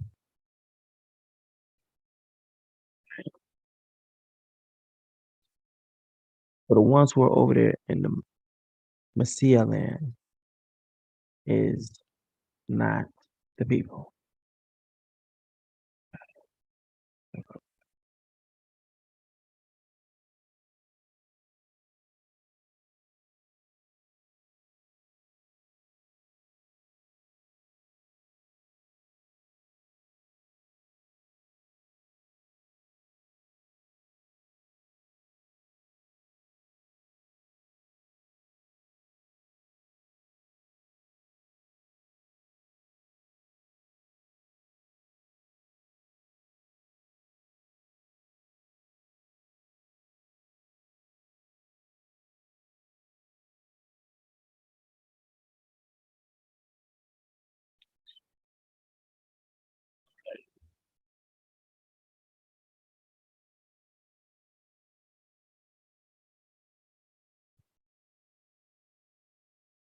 All right, yeah, it's over.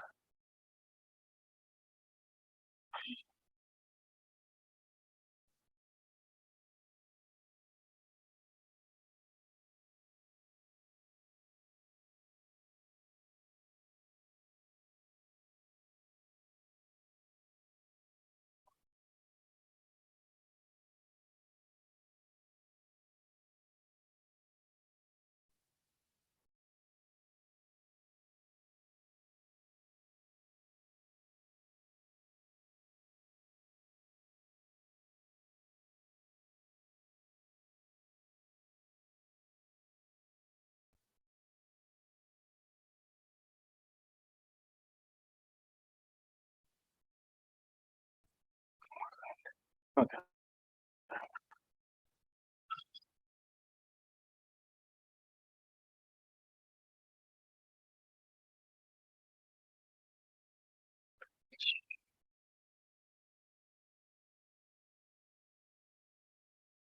Okay.